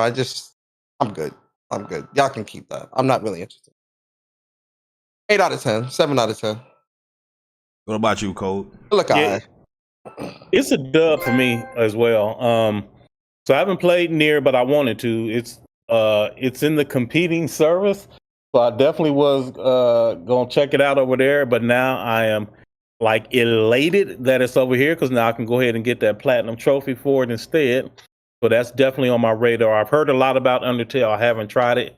It's nice that I get to try it out in the service for no additional cost. But the thing is, I probably just end up buying it. Like if it's nice, I'll probably go ahead and buy both of those. Oh yeah. I'm pretty sure I played that on PC a while back, and I wasn't feeling it at all. But overall, it's definitely a dub. I don't score because I haven't played the games. But just for like excitement levels. What happened? No, I'm looking at the trailer for Ghost Runner. She ripped dude arm off. Yo, like, you got to understand, like Persona, your nose was on point because it is a PC game where you're not doing any of that like in the game. Like it's pretty much like a Mirror's Edge type game. You're running and getting to like the end of a goal. I'm good. I'm good. Yeah, and that's a good way to describe it. It's like Mirror's Edge, exactly. I'm good. But anyway, it's a dub. I don't really have a score, but it's a dub for me. Yo, you know what else is a dub, man, that comes out in August? Listen, August is just like, we are eating good over here at the PlayStation Nation. And we have a new mode for Legends coming very soon where Sucker Punch announced that Ghost of Tsushima Legends gets a standalone release now. Adding a new mode called Rivals, and it will be coming out in September 3rd. But, you know, we have Ghost of Tsushima Director's Cut coming out in August. So this mode sounds pretty good where now in Legends going to be a standalone mode. It's going to cost $20. If you don't have the game and you just want to play the multiplayer, it's going to cost $20 to play some Ghost of Tsushima Legends. But if you have the game, you already know that it's free, no cost if you already have purchased the game. But there's bringing new armor to the game. There's going to be new abilities. They're upgrading the level cap as well, which is great. And they're bringing a new difficulty to the raid. So, and we already know that raid is going to test your will. So they add in a lot of stuff to this joint, man, when it comes to Ghost of Tsushima. And Ghost of Tsushima Legends is a great multiplayer mode. So this is a very smart idea, in my opinion, to have it standalone as well for those people that I don't know how they don't want to play Ghost of Tsushima. But, you know, if you didn't want to play the game, you just want to play the multiplayer, you have that $20 you can charge. I think Legends is definitely going to go to PC. But let me know your thoughts on this new mode, Rivals, and just Ghost of Tsushima Legends in general. All right, that's a great opinion, guys. Oh shit, I'm muted. My fault. I was like, yo, Cole, what's your? I want to hear your thoughts, Cole, because you play Ghost of Tsushima, right? This is not like a PvP. This is actually PvE, so it's not like a competitive type. It's like so the best way I can explain the Rivals mode for my Destiny folks, it's Gambit. It's Gambit for the Destiny folks in the chat. It's straight up Gambit, which I'm all for because this is going to be fire. Bari, we got to play it. We got to stream it. We're going to watch these fools because, the parries is on point. Yo, Ghost of Tsushima is such. I'm so conflicted when I think back to last year because when people ask me, "What's your favorite game of last year?" I think Final Fantasy VII Remake, Last of Us 2, Ghost of Tsushima, right? But then they say if you can only pick one, I'm so conflicted, right? And let's leave Final Fantasy VII Remake out because that's that's one of the greatest games of all time. Absolutely. Don't tell Bari though. Don't tell Bari I said that because 12 is the best. But when you look at like Last of Us 2 Part 2 and Ghost of Tsushima. Now, granted, Naughty Dog, they're the kings, right? And Last of Us 2 gameplay and story and everything is king. But Ghost of Tsushima is just, it's so great. This game is so good. The single player, the story, the multiplayer, the fact that the raid, the stuff they keep updating with this game, especially since we ain't get factions yet with Last of Us. Matter of fact, damn that. Ghost of Tsushima is better because we still don't have factions for Last of Us Part 2. So Ghost of Tsushima is most definitely better than Last of Us Part 2. Don't debate me, debate your mama, okay? This Rivals mode is about to be fire. You understand what I say? It is going to be so fire. The updates to the raid, I'm definitely going to want to try to I'm definitely going to want to do the raid again on the harder difficulty. And they're adding a higher gear level. So if your gear level is level 10, you'll be able to upgrade the gear level and be able to now gear level 120 level gear will start dropping. And you'll be able to now finally have armor loadouts for specific characters, so you can lock a specific armor set to a character. Fire. So this game, I'm all over this. Between the Iki Island expansion and this, I ain't gonna lie, man. New challenges too. New challenges and everything. Iki Island expansion, this and a new game, new game plus for Ghost, with the PS5 upgrade. Yo, man, August belongs to Ghost of Tsushima for me. Straight up. It belongs to Ghost of Tsushima. But this goes back to something I was talking about before. How many of y'all still whining about that $10 upgrade? All the shit you getting. Crybaby ass motherfuckers. How many of y'all still whining? $10 upgrade. Look at all that you're getting. There's plenty of them still whining. That's not going to go away, right? Because, again, they only had 2 or 3 little talking points to begin with. And they was all just weak as water. So they already was standing on flimsy ground. And that's getting less and less. So the SSD argument's being taken away. The games that PS5 only games, that's been taken away. So all they got left is a few more things. And one of them is, you got to pay to upgrade. That and smart delivery. That's all they got left. And both of them is going to be killed soon because that smart delivery trash. I mean, I guess it's not trash, but it's only really relevant when you got cross-gen games, right? Once everything is only PS5 or only next-gen, smart delivery is nothing. It's it has no purpose. It's only a stopgap in the middle. So that's all they got. And the $10 thing, though, they going to hold on to that for as long as they can because they have nothing else. So you're going to keep hearing people complain about that. It's a ridiculous complaint. It makes me laugh. Every time I hear people try to justify it, it just really cracks me up. I'm making a video about it soon, as a matter of fact. As far as this right here, Ghost of Tsushima, the standalone, I think that was brilliant. And the reason I say that, I was involved in a Twitter thread with Hogue Law and the Destin dude. Destin McGarry? Yeah. Okay. Talking about Ghost of Tsushima.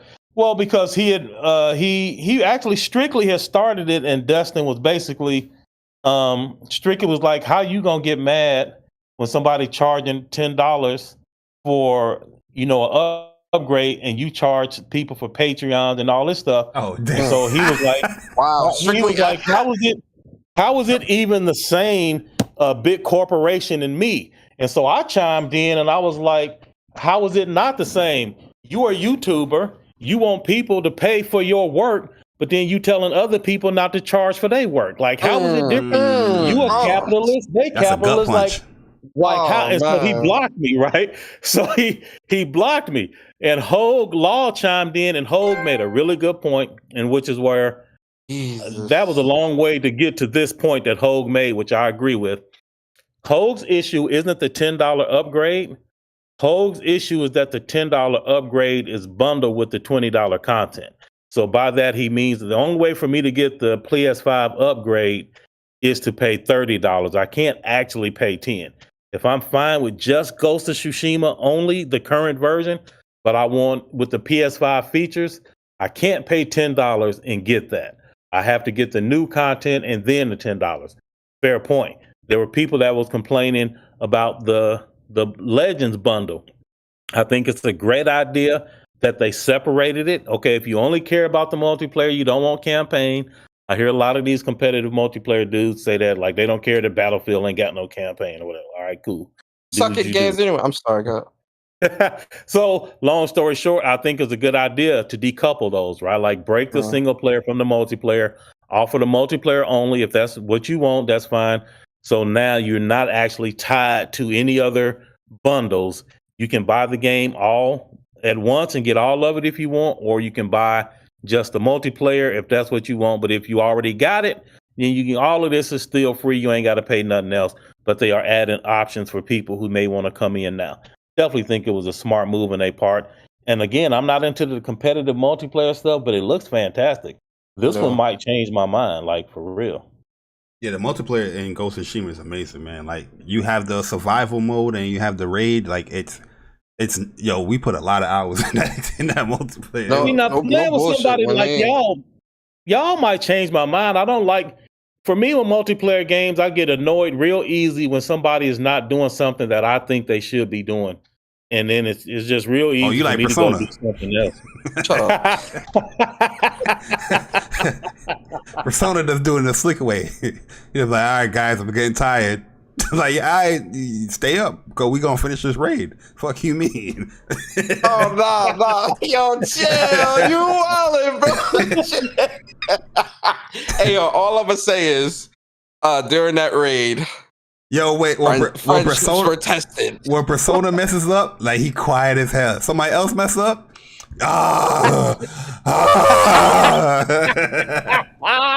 That's how Persona be, yeah. You're like, all right, come on, guys, we gotta step it up. You a fool, bro. You a fool, man. Yo, but yo, let's move on, yo, go ahead, man. Let's move on to let me get the super chats real quick. Go ahead, get the super chats. Yo, Andrew Wilkins. Now, granted, this is Andrew Wilkins saying this, guys. And shouts to Andrew Wilkins for the $5 super chat. He says, "Did you guys mention Xbox fans? White G's?" I'm not reading. Come on, Andrew. Come on, bro. Come on, man. Time to have a crucible trial for lying. Yo, Andrew, come on, bro. You got to dial it back a bit. I ain't gonna read the whole thing on stream. Come on, Andrew. Yo, El Matador, what's good, man? I appreciate you. He says, "What's good, players? Ghost of Greatness, the game of my life." Yes, sir. That's a great game, man. Appreciate you, El Matador. Yo, C Fresh, I appreciate you, bro. $4.99 super chat. He says, "Keep up the great work, y'all." Thank you, C Fresh, man. Appreciate your support always. Yo, appreciate it, man. Oh, nah, yo, this is not the first time I mentioned that the Persona. I said that on live before. We was we was live when we did it. Go watch the whole.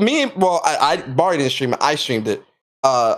Me and Six streamed the entire because the raid is 3 parts and they're very long. They're like 2-3 hours. Yeah, per part. The second part was the longest. Difficult. The second part is definitely the longest. But I streamed that whole thing. That whole stream is on my channel, and the second part that streams like 9 hours. Yeah. That's how long it took us to get through it. It was almost like 3. The funny thing is, we were at we were still like in the beginning-ish of part 2 of the raid because there's this blood room Listen. There's a blood room section where you have to go to a specific plate, kill enemies on the plate, collect the blood essence from that on the plate while it's on the plate, and then run to the middle and dump the blood essence. And it took us a while to figure it out. It took us a while to figure it out, but also to survive, right? Because like the best class in the game, Bari about to debate me on this, but the best class in the game is Ronin because Ronin has self-heal. Ronin has the heal, and it heals the entire team. You know, you guys know I love playing support classes, so I'm a Ronin all the way, and it's challenging because you got the big dudes, you got the bow and arrow dudes. It's hard. Pause. It's a challenge. Go watch that stream. I'm gonna link the stream. The best class is definitely Assassin. But okay, all right, move on. Ronan is strong though. All right, move on. You know what I mean? All right, move on. Yo, shout out to Shuhei doing a wonderful job when it comes out to these indie games. You know, highlighting some more indies here. Where you know a lot of people have been questioning PlayStation as far as like indie highlights, but this week they had a lot of indies that they highlighted here. I'm just going to list off the games here before I play the trailer. They had here Hades come out next week. Then they have Carry On. I know this is a game that a lot of people were anticipating here. Then they have here, which is a short hike. That looked pretty cool. Like some of these games look pretty cool. I don't know if I'm gonna like get them, but they look cool. Then we have Soul Cresta. Then we have Witch Woods. Axiom Verge 2. Axiom Verge is actually a dope game though. I enjoyed that on PS4, so that got me pretty excited when I saw that. Then Oxenfree 2 as well. Lost Signal coming to PlayStation, man. But I ain't gonna lie, I was a little disappointed not seeing the Little Devil Inside reveal. You know, any release date or anything like that. But yeah, these games do look cool though. Yeah, no, they definitely look like great games. A couple of them. Carry On looks really fun. I think I'm gonna pick that up. Also, Oxenfree 2 looked pretty interesting as well. It looks like one of those cool little story-driven games. But yeah, where's Little Devil? Listen, I love Shu, right? And you know, I love my indie folks, man. Where's Little Devil Inside? Like, yo, where's Volcano High? Volcano High. Listen, I ain't gonna cap. I ain't gonna say. Listen, I'm gonna always speak what I'm interested in. That Volcano High looks dope. I want to see Volcano High. You gotta be high. Yo, Volcano High is. What way does it look dope? All you did was see animals chatting around the fire. What looks dope about that? Because like, you know, it looks like this is gonna be a cool story because it's the end of their school year.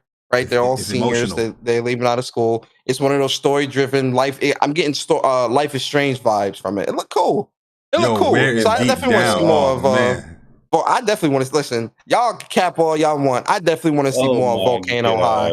I don't care what nobody say. Volcano High, Stray, and Little Devil Inside are 3 indies that I cannot wait to play. Yes, I love cats. Cats are my favorite animal.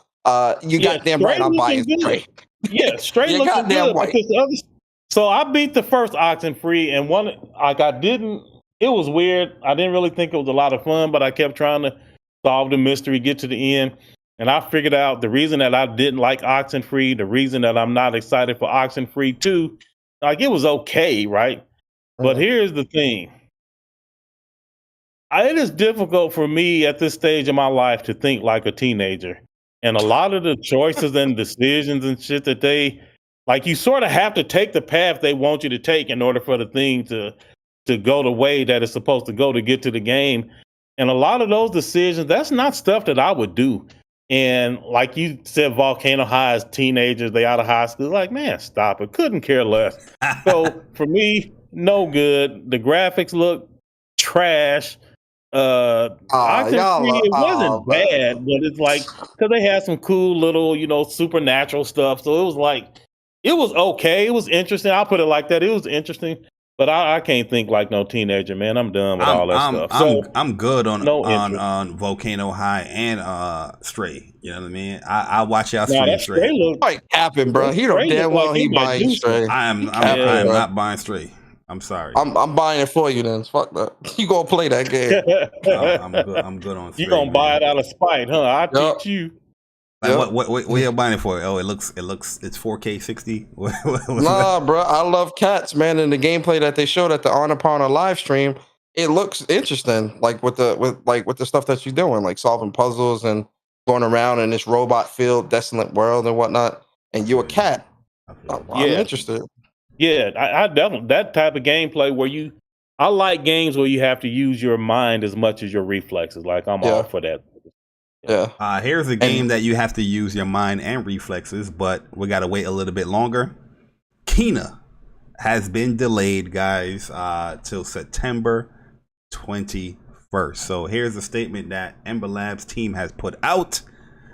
We have made a difficult decision to delay the release of Kena until September 21st to polish the game across all platforms.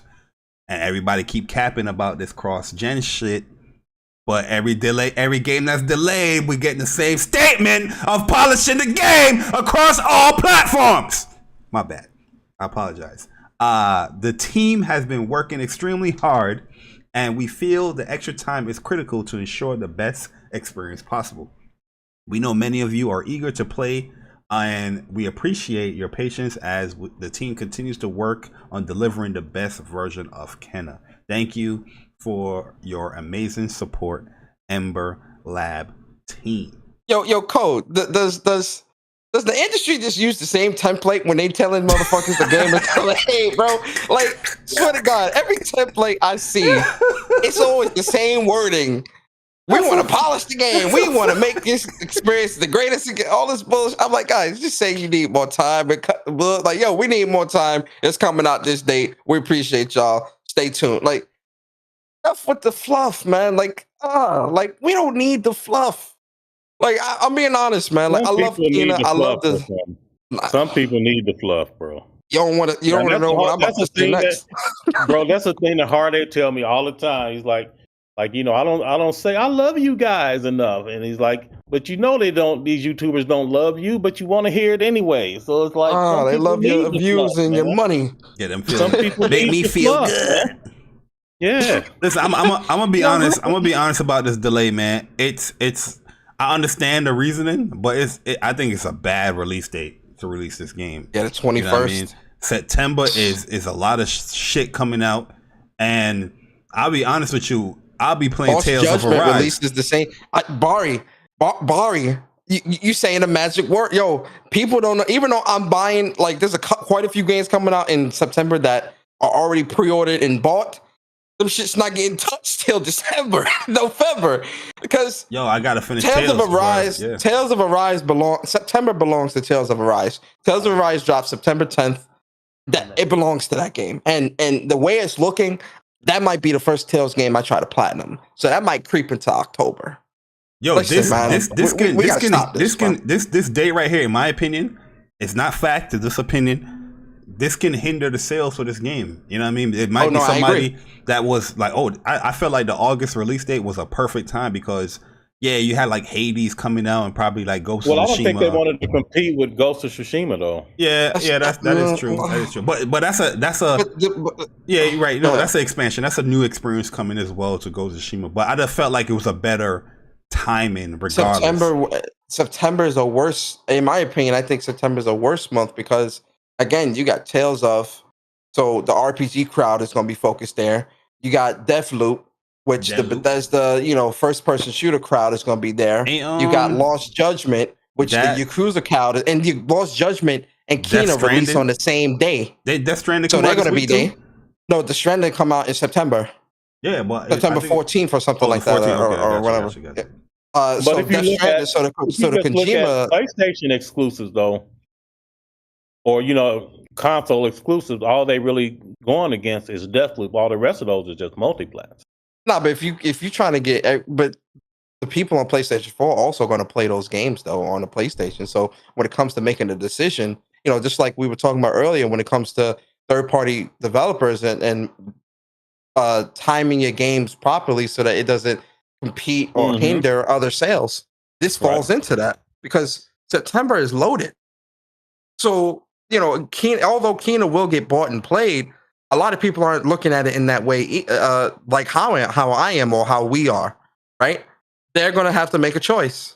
So Kena being a new IP, yes, it's a great game. A lot of people can't wait to play it. But when it comes to that, like an RPG person that might delve out a little bit and looking at that and Tales of, if I was I am a hardcore RPG guy, but if I had to make a choice of one game over the other, I'm be honest with you guys, I would choose Tales of Arise over Kena. If I can only buy one game that's coming out in September, it's going to Tales. How many other people are making that type of decision when it comes to Lost Judgment and Deathloop and all these other games? I mean, those are good points. I see it as there are certain games that are like just franchise heavy hitter titles, and I don't see any of those that you mentioned that fit that category where it's like such stiff competition, other than maybe Tales, but for a specific group of people. So I think I don't disagree with what you're saying at all. I just think that I think Ghost is a franchise title. I don't think anything else you listed is a franchise title. Everything you said is true. It is all factually accurate.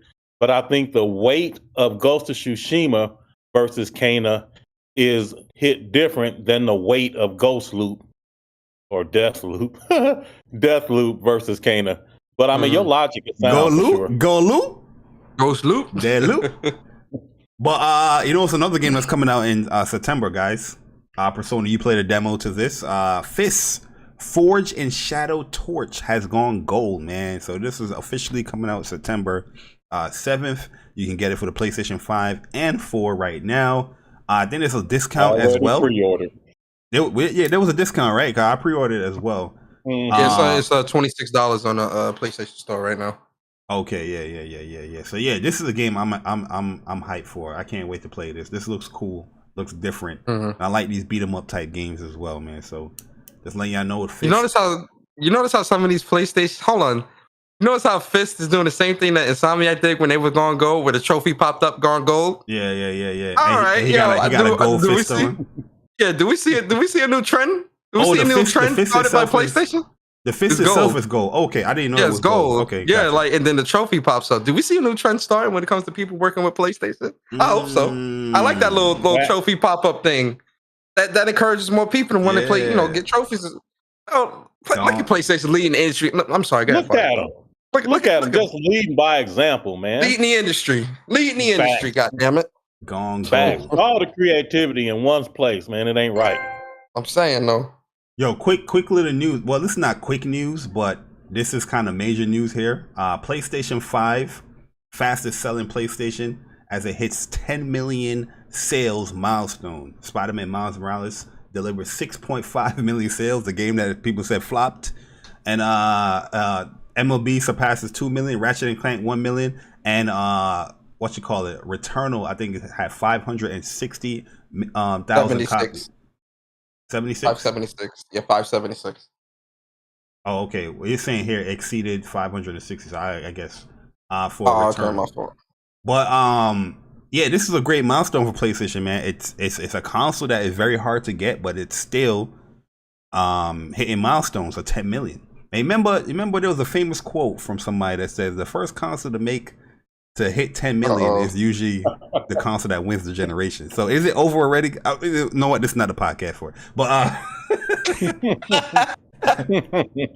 know what I mean? They saying that Spider-Man Miles Morales actually sold more on PlayStation 5. Returnal, released in April. So I think I wish Returnal sold more, but I personally felt like it sold well because it charted being in 1 day on the NPD. Right, so NPDs in April. The game came out the 31st, and it charted the NPDs. I think it was like 4th on the NPDs. It's a game that it's not like something that the common gamer will play, like this roguelike type game and all that stuff. You know how people was pushing the agenda as far as this game is hard. Where's the save points? Where is this and that? What's that? So it was a unique type game. Ratchet and Clank. Selling over 1.1 million units worldwide so far. It came out last month. Well, this is July that this news came out. But how you guys feel about these numbers, man? How you feel? I'm always gonna wait for y'all to tell me when to speak, so don't just be sitting waiting for me, man. You can cut us off. We the king cutoffs. Just letting you know. I cut Barry off all the time. Man. So yeah, you can just cut us off, man. Whenever we go, I'm like, hey, man, hey, I stop. Well, clearly, I think these numbers are great, given that there are 10 million PlayStations for Ratchet and Clank, an attach rate of 1 million. That's like 10%. That is phenomenal. Like, I don't even understand why it is that high, because that is amazingly good. I was on a show with people and they were comparing, like, well, the original Spider-Man did 4 million in a week and all of this stuff, but that was like with 100 million install base. And Returnal, Ratchet and Clank, they only have So it's 10 million now, right? Like, so Yeah. when Returnal released, the install base was not 10 million. When Ratchet and Clank released, the install base was not 10 million. It's growing, of course, and those games are continuing to sell. So we haven't had any updates on the sales numbers since this report has been announced. But in my opinion, the size of the install base and that number of games being sold is actually extremely well. And I think PlayStation is proud of those teams, and I think those teams are proud of what they have sold as well. Yo, When real you talk, only Cole. have- I think anybody comparing Ratchet and Clank to Spider-Man is crazy, because Spider-Man is a very big name. Yeah, Ratchet and Clank has been a long running franchise, but their games normally sell around this 1 million, 2 million type stuff. To see that doing that in a month is amazing for that franchise on one platform. And on a system that doesn't have that big of an install base yet. Yeah, so I'm like, yeah, Spider-Man. Yeah, at that time, Spider-Man came out. It did what, the 3.8 million. Yeah, but that's Spider-Man. Yeah. You know what I mean? There's a lot of people that don't know who the hell Ratchet. 100 million consoles, right? Like it is. Uh-huh. Yeah, it just had way more opportunity. Yeah, that's true. But also MLB The Show sold well, man, surpassing 2 million worldwide, man. Hey, how many of that was on Xbox? No, I think this is only PlayStation numbers.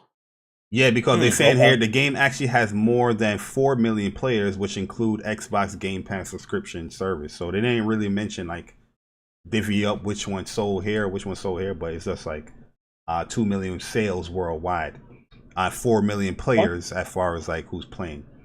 So if I'm going to assume here, that is what, 2 million worldwide sold, but they got 4 million players. I mean, you have probably over 2 million people. Or you have about 2 million people playing it. Just overall probably on Xbox.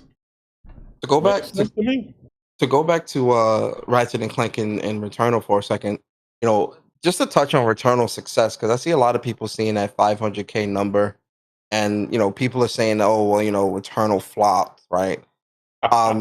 One thing I think people need to understand with the feat that Housemarque accomplished here, especially with them being, at the time an indie studio, they created a AAA level game as an indie studio at $70 and got 560,000 people to pay at $70 a pop. A high quality game. That's an accomplishment. And it's a highly sought after. Yeah, critique, right? Reviewed well and everything. Ratchet and Clank, again, next gen only titles, right? Like this is not PlayStation 4, 120 million plus, install base. This is a brand new console generation where supply demand is really limited, right? We're still dealing with the whole semiconductor thing and all this other stuff. So everyone that wants a PlayStation PS5 can't even get one yet, right? And the attach rate of Ratchet and Clank, a next gen only title, 1.1 million. Yo, that's good for a brand new generation. We're talking 6-7 months within a brand new generation. That is phenomenal. That's phenomenal, right? Miles Morales, right? Majority of, and the funny thing is, Miles Morales keeps charting on NPD because as more people buy PlayStation 5s, they're buying Spider-Man because they want to play that on PlayStation 5. So that attach rate of 6.5 million, I'm willing to say 75% of that is on PlayStation 5. Phenomenal. It's a funny thing too. I feel PlayStation's killing it, bro. I feel like a lot of people, they're new to like Housemarque, because when they see this number of 560,000, they look at that as the flop, right? But now understanding that's like Housemarque best selling game. The games don't really sell that much regardless, and now that you have a 70, like Persona said, a $70 game that's selling that much, that it's pretty much on track to be like the best selling game. It's a great thing. So that means there's growth within their studio, and it's their highest selling game. You know what I mean? It ain't done selling, right? Like it ain't like they took it out the PS Store. So yeah, they still getting some sales. Yeah, that's what I'm saying. Like you never really hear their games. Oh, Housemarque game sold 3.6 million. No, you know what I mean. Like this is like probably the first time you probably seen a highlight of their game. I was gonna say a lot of people didn't really. We knew this, Barry, from when people were talking about the roguelike with Housemarque as if this were their first game, and I'm like, you're definitely new here when it comes to Housemarque's games and their genre because they've been making games like this for years. Mm-hmm. This is just a AAA version of what they've made. This is a AAA version of Next Machina, right? Yeah, they the masters of bullet hell for sure. Yeah, they've been doing this for years. But like Barry said, their games do not sell at that high level. So you're not going to see articles of, oh yeah, Housemarque sold, 400,000, 500,000 people didn't buy Next Machina, maybe 250, 150 or something like that. 250 is being super generous, right? But something like this at $70 a pop, next gen only, indie, that's a feat, man. They should be very proud of that, man. Sega said what, $700K for Yakuza, and they consider that a roaring success, right? Yeah. Yep. When it comes from Sony, though, and it's fair. Sony is the undisputed king, and when you got a Sony name on it, people want hundreds of millions of copies. So I get it, I really do. Mm-hmm. But in that thing, is they doing exactly what you guys say. I agree with you guys 100%. It's like the industry is safe in y'all hands. The hobby is safe because y'all brothers spit nothing but facts and logic. Yes, we expect a lot from Sony, but at the end of the day, when you look at these details, this is amazing growth for this studio, and it's more to come. Now that they're a full-fledged member of the Sony machine, man, stop playing with me. It's only going to get higher. Well, they, in the interview that Ilari, who is the co-founder of Housemarque, he said himself, like, because the interviewer asked, so are you going to be continuing to make indies? The man said, nah.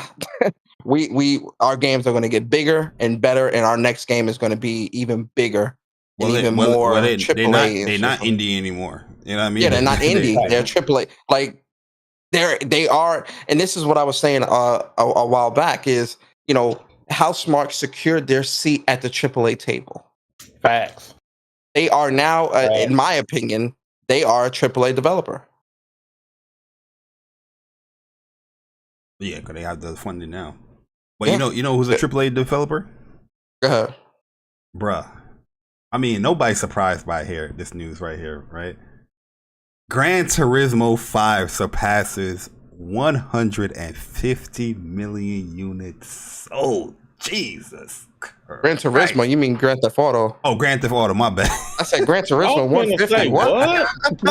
Yo, I don't know why I was thinking about Gran Turismo, bro. But yo, Grand Theft Auto 5. You seen that GT and ignored the A, that's why. Yeah. Grand Theft Auto 5, over 150 million units sold, man. The GTA series in itself has sold over 350 million units. This game, now, is this the GTA 5 series or just GTA series as a whole? Yeah, as a whole. Itself, the series in itself. But yo, this game continues to sell. Like, with news coming out of this, you think like, oh, it's gonna slow down. Like, I'm pretty sure it's not gonna slow down. More people's gonna buy this game. PlayStation Plus members get $1 million, what they call it, money, $1 million GTA money every month until the PS5 version of this game comes out. Yo, so this game came out it's going to be coming across 3 platforms. Oh, not 3 platforms, 3 generations. And it's just going to continue to go higher and higher, man. I think it's going to hit the 200 mark, yo. The 200 million. Yo, if this game hits 200 million, bro, that's 50 million more people. Who the fuck is buying this? Who's still buying this? This is the highest game sold in general, like a single game sold. Is there any game that sell anything close to this, like 150? Maybe Tetris. Not one game. Maybe Tetris or Minecraft. Maybe. Oh, Minecraft. Maybe. I don't know. But like, if it is one, it would be between Tetris and Minecraft. Yeah, go Tetris. Yeah, everybody had Tetris. Everybody had Tetris. Yeah, Tetris might be up there as well. Tetris might be up there in our category, right? Because there will be things like Roblox and stuff like that will outsell it. But I'm assuming we're not talking about the mobile stuff. We're talking about real games, not stuff like that. All right. Yeah, and I'm not talking about the whole frame. I'm talking about the single game alone.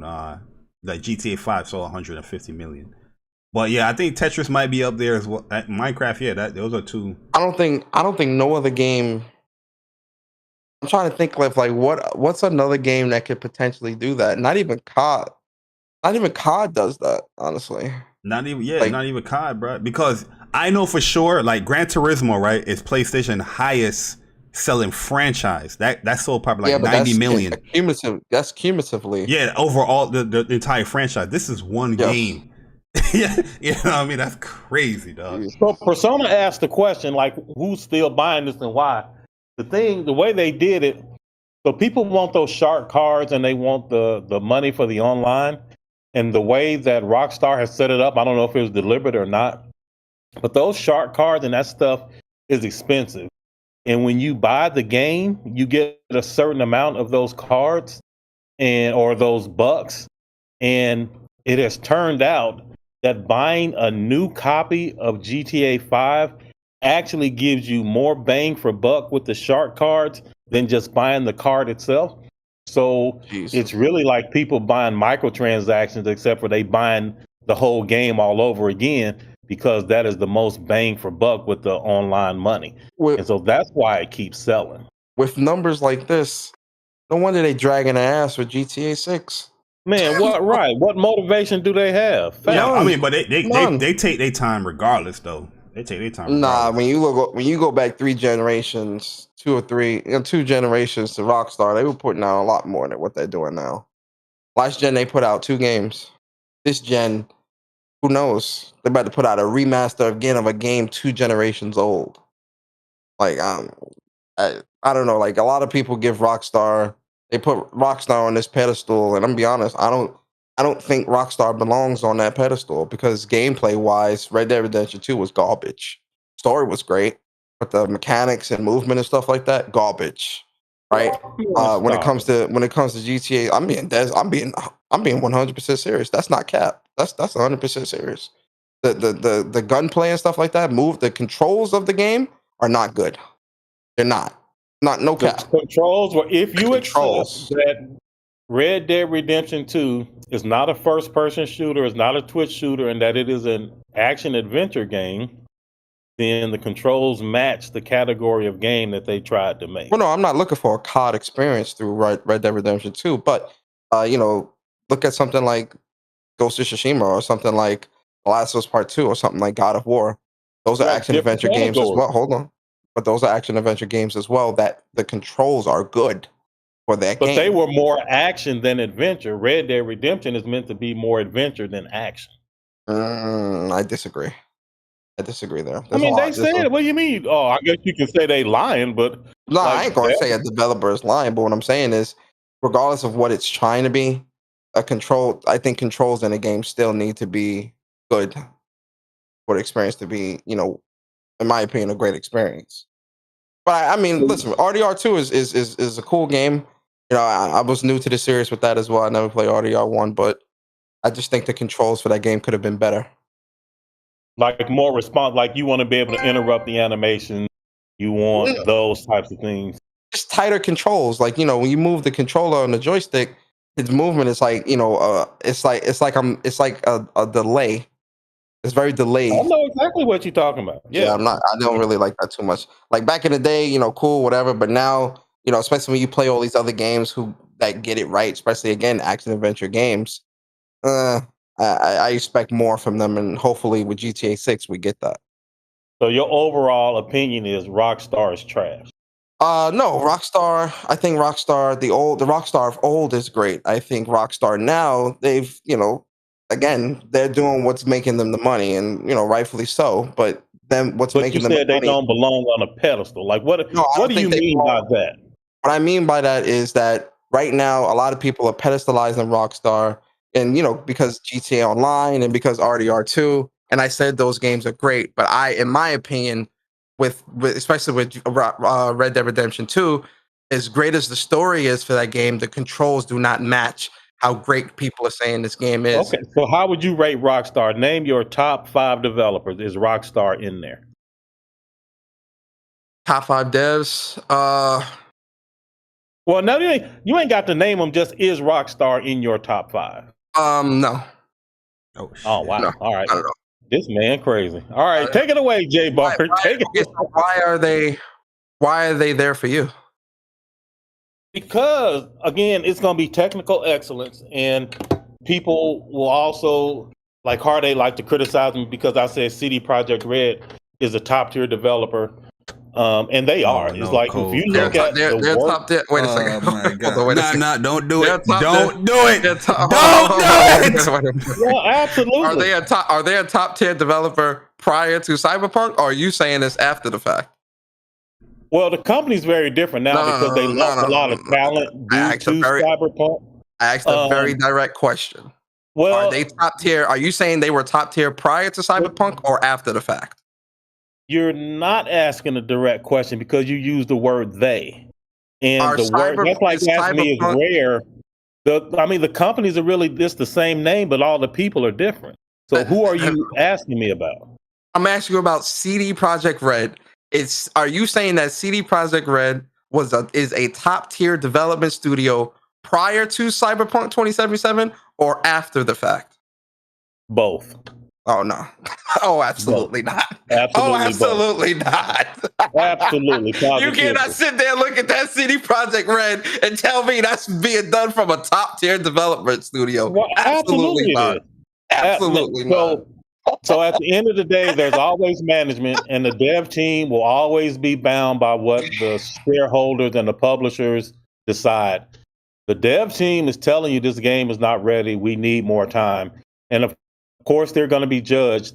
But what you're doing is you're saying, well, hey, regardless of the skill and talent of the dev team, because they were forced to release a game that wasn't ready, that their own QA is telling them that they not ready, and they lying to investors, and you got 2 or 3 people at the top trying to do a money grab, know that the product isn't done, the product gets released to the public unfinished, and you're saying, hey, these guys are trash. They're not trash. The skill and talent level at CD Projekt Red is some of the best in the industry, hands down. Any publisher that will force a game to be released before it's done, the same thing would happen with Naughty Dog. If Naughty Dog was forced to release The Last of Us before it was ready, you would have a similar thing. It's just Sony is smart enough not to do that, and they support the devs with what they need. So what you're doing, Persona, is you're taking a management decision and you're turning it into a dev skill level conversation, and that's not fair, bro. No, that's not what I'm doing. What I'm doing is I'm looking at the work that was produced to the work that was given to us, regardless if it was management or not. They are a team, right? So the weakest link is still a representation of the entire team. So when you release something absolutely hold on, when you absolutely not. No, absolutely, you're only as strong as your weakest link. When so I when you, say hold on, that's false. I'll let you talk. I'm not going to let you finish. I'll let you because you are addressing a point that I made, and you are misrepresenting me in your No. Yes, you are. That is not what I said. Well, I'm going to let you go, but that's not what I said. What I'm saying is the representation of when it comes to CD Projekt Red, it's not it's not Ian's project. To say a manager's name is Ian's project or whoever. No, it's CD Projekt Red. They are a team. They all represent one thing. They are one entity. So when a product releases that is not up to snuff, it is a representation of the entire team and not one person or the few. Yes, there are. Hold on. There are great developers at CD Projekt Red individually, but as a team, right now, looking at their most recent project, that is not reflected. Now, yes, it might be management, it might be this, it might be that. They cut corners, they did this or did that. Sure, I'm giving you all of that. But at the same time, when you look at what the final product is, it is not representative of a top tier development studio. That is what I'm saying. Okay, can I go now? Yeah, of course. Go ahead. All right, so first, that was not the question I answered. I did not answer as a team, as an organization, all the stuff that you just said. That is absolutely not the question that I answered. I said from a point of game developers, the skill and talent on that dev team is top in the industry. And no, that does not include management. Absolutely, positively, 100% not what I said. I am looking at the developers, the one that write the code, the one that creates the levels, generate the AI, all of these people I am talking about as a collective. I am not talking about management. I contend, let me be very clear, that if you took all of the developers at Naughty Dog and the developers at CD Projekt Red and just switched the management where everything else stayed the same, just the dev team got swapped over, and CD Projekt Red had Neil and that management, and all the Naughty Dog people had the other management, that you would get a similar outcome, because at that point, it's not the skill and talent. When the management releases a product that the developers are telling you is not ready, you're not seeing what that team can do. And you're saying, I get your point. You're saying, well, they all just one thing. They not all just one thing. There are different divisions. There was internal outcry about not doing this, is not done. You are right that the people are going to judge the organization as a whole. But just like earlier when we talked about Returnal and Ratchet and Clank and the nuance that's involved, then that same amount of respect is due here. Yes, from the outside looking in, it's just one thing. But if we're talking about what actually happened, what the truth is, skill and talent of CD Projekt Red and Rockstar, to be clear, is some of the best in the industry. And management decisions does not mean, okay, well, the developers are trash now because the managers made poor decisions.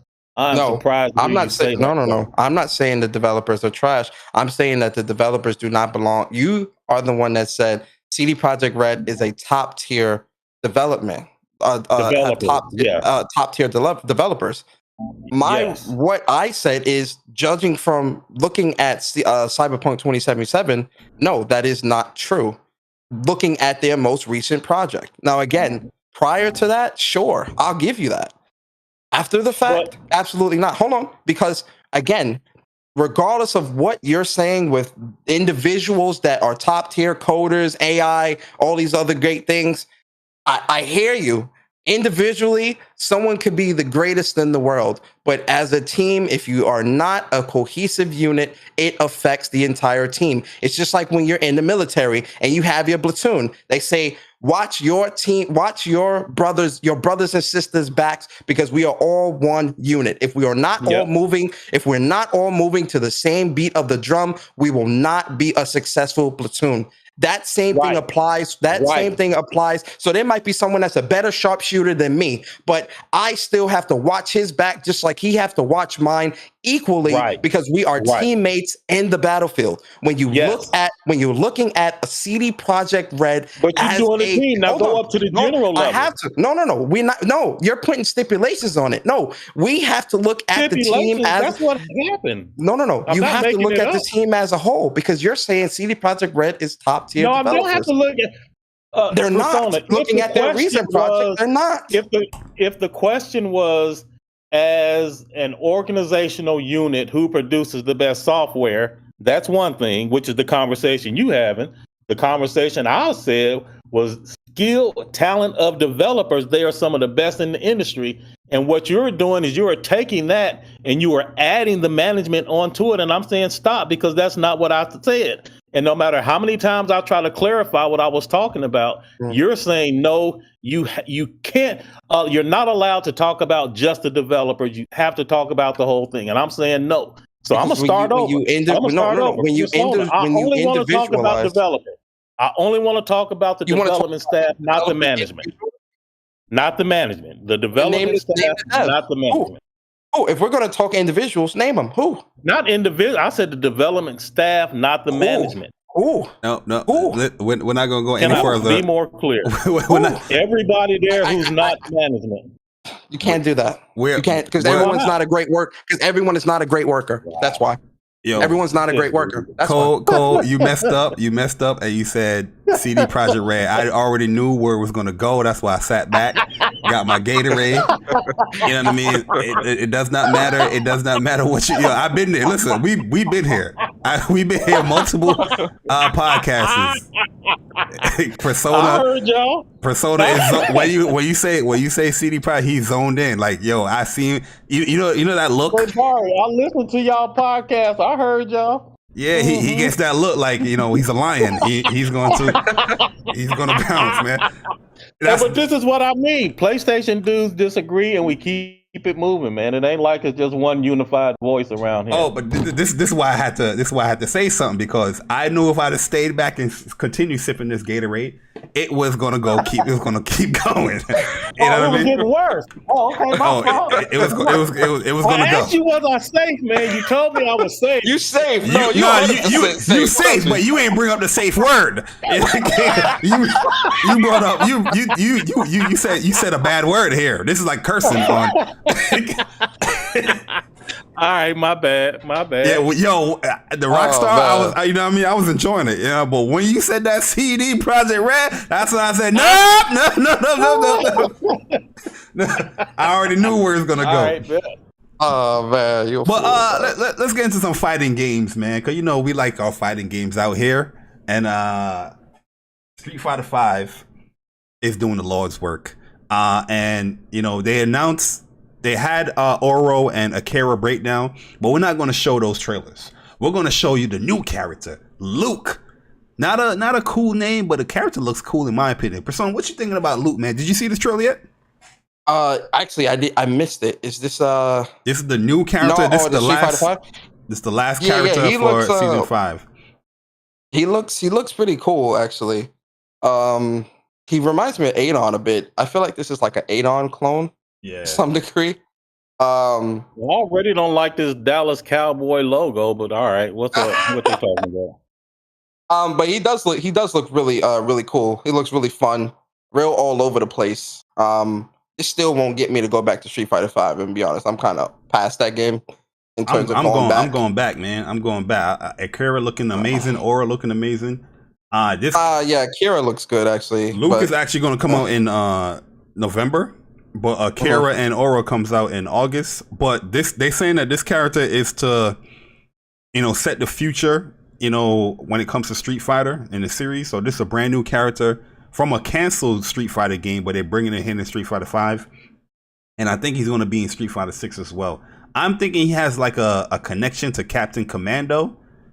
Because his moves are very like Captain Commando a little bit, and he has that star like Captain Commando, and he's in the beginning of the trailer, he's like, I'm trying to be like him, that man. I'm guessing it's like Captain Commando, but I don't know, we'll see.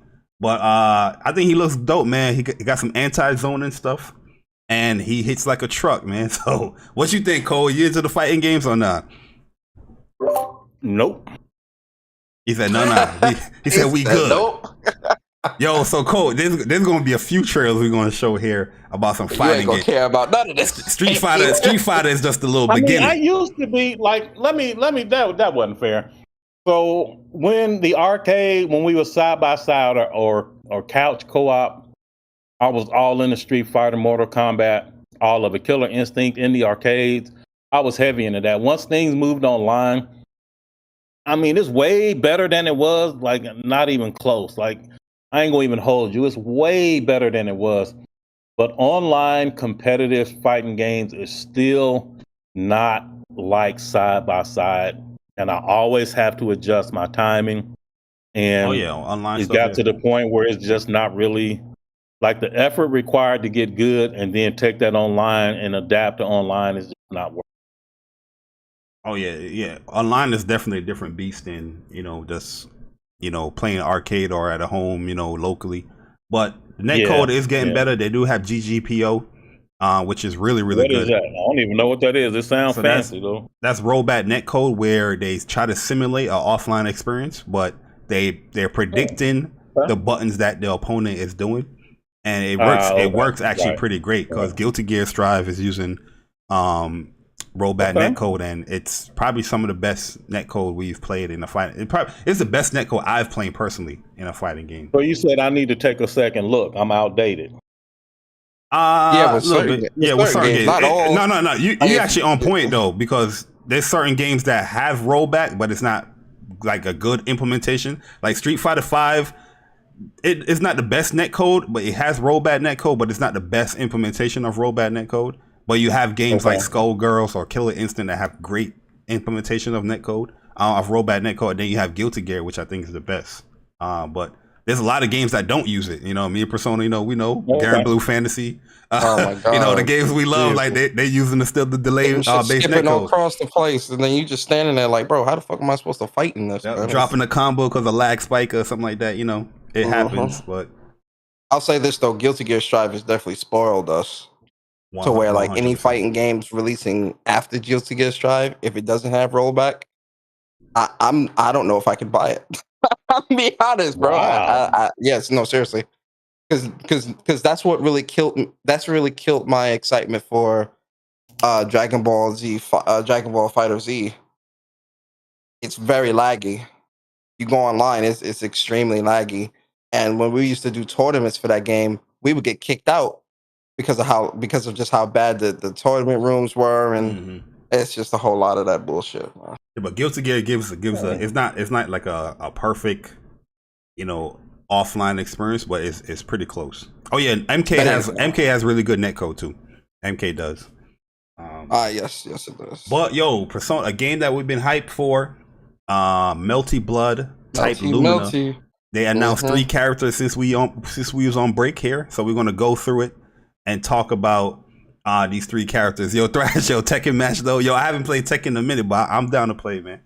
So we have Cecile here, and she looks pretty dope, man. I think Persona will play this character here. This is Cecile. She got them swords in her fingers. I think this was pretty much like a top tier character in the previous Melty Blood game, and she looks. She reminds good. me of Homura. She looks good. Look at that. This girl is beast. So yo, Cole, is this something that you play? This is my avenue right here. This anime game right here, man. I love the anime game. Yeah. Air dashing, cheap setups. Yo, she is so fire, bro. Oh my god. What's his name? You know who I'm gonna try is chick that fight like with them Carmine type moves. Oh yeah, I think I found my main, man. We're gonna show her next. Yeah, she looked pretty good as well. Yeah, but Cecile, she looks really good. Oh my god, that super is crazy. Yep, that's Cecile right there. Yo, I'm on this September 30th, man. I'm on this. Then we have, I think I found my main, guys. Akiha Tono. I think I found my main in Melty Blood right here. She the girl version of Carmine, man. Cause she is looking. That's Carmine. Oh, so good. that's definitely Carmine and reincarnated, man. I seen that. I'm like, oh yeah, this is a Carmine type of character. She looks great. She looks really great. Unorthodox fireball that is staying out there for a long period of time. Lockdown. Yep. Lock you down. You know what I mean? Ooh, look at that her moves are crazy, bro. Yeah, I really hope people support this game too, man. Like, I really want this community to thrive for this game. Yeah, because I didn't know anything. like a cult classic type game, similar to like Guilty Gear. You know, Guilty Gear. As much as people talk about Guilty Gear now, is not really like a super popular game. But yo, this character looks OD, bro. Yo, she looks she looks so good, bro. I ain't gonna lie, she looks good. And she looks good. Then we have the final character that been announced. This is not the final character in the game, but as far as you know, updated. Remember the twins from Chaos Code? Yeah, that's them. 100%. So we have Hisui and Kohaku, the sisters, and they look. This is always gonna be like one of those hard type characters to use because like puppet style. Yep. But this character got sandwich mix. So yeah, the lockdown's actually pretty OP actually, because like the puppet character that you're using with this one is the broomstick chick, and so the broomstick chick Kohaku, she does a lot of sweeping moves. Watch, you're gonna see where she's gonna like sweep the floor and it's gonna lock her down. It's gonna be crazy, bro. My God, bro. What I've seen with this character is like a puppet type character, but she can summon items like Faust. So this looks kind of look at that bomb, a tree. Yeah, this is gonna be crazy to deal with. Hey yo, man, getting crossed up with this chick, that might be death, bro. I ain't even gonna lie to you. That might be death. Yo, September 30th, man. We have another game, Melty Blood, man, coming out for PS4 and 5 and other platforms as well. those people that's Hey man, what do the platinums look like for these games? Do you have to win so many online matches? Can you get the entire platinum just going through in single player? Alone? Funny enough, a lot of fighting games actually aren't. They don't really have a lot of online trophies. It's more so training mode trophies, arcade trophies, story trophies, and stuff like that. Survival and stuff. A lot of these, survival and all that stuff. That's what a lot of those trophies. They'll have like I know Guilty Gear has like not Guilty Gear, Blaze Blue Cross Tag Battle. I know that with that platinum, you had to do like I forgot what was the ultra move. It's called Ultra Art or something like that. You had to do that on an enemy and finish a match in an online match and stuff like that. And you had to like win a couple matches or something like that. Yeah, they're not long because it's stuff that you're gonna do anyway. But if you're going to try to go for like a platinum and stuff like that, and it's got like online trophies, you want to actually go for the online trophies first when there's a lot of noobs and like the community's fresh, because fighting games have a tendency. The shelf life for a lot of fighting games is very, very short, because a lot of the more casual audience, they'll play for like 2 weeks, maybe a month. That's being generous. And then that's when, after like a month or so, maybe a month and a half, 2 months, maybe, that's when the true community is set in stone. And that's the community you're going to be fighting. And man, oh man, it becomes a different ball game at that point. Yo, that's another thing too, man. Maximilian, he did like a campaign to bring like Marvel vs. Capcom 2 back into like the stores, like PlayStation, Xbox, and Switch and whatnot. And I saw somebody like the person that made, I forgot what game they retroed. They said that they're planning to bring Marvel vs. Capcom 2 back to the platforms. So that's another thing we can look forward to. That's a very highly favorite game. You mean remakes? Yeah, like a remake. Like new games in the series, or you mean the old ones? Bring them back. The old Marvel vs. Capcom 2. Yeah. So like the one from PS3, because that was out on PS3, and then they pulled that from the store. So if you didn't buy that game, you can't like buy it or play it anymore. Yep, and that had rollback too. That had rollback too.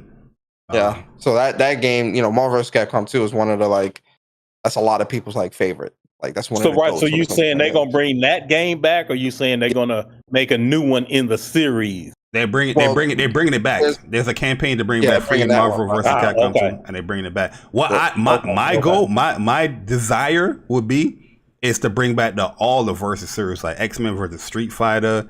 My favorite Marvel vs. Capcom is the first one, Marvel vs. Capcom Clash of Superheroes. But I do love Marvel vs. Capcom 2 as well. But I just felt like Ryu, that's the best Ryu we ever gonna have, and that's when Ryu was God tier. You know what I mean? So I always loved that. Gambit was God tier in that game as well. Spider-Man God tier in that game. But yeah, Marvel vs. Capcom 2 crazy in that game. Yep, Marvel vs. Capcom 2. What about that Capcom versus SNK? Y'all went into that?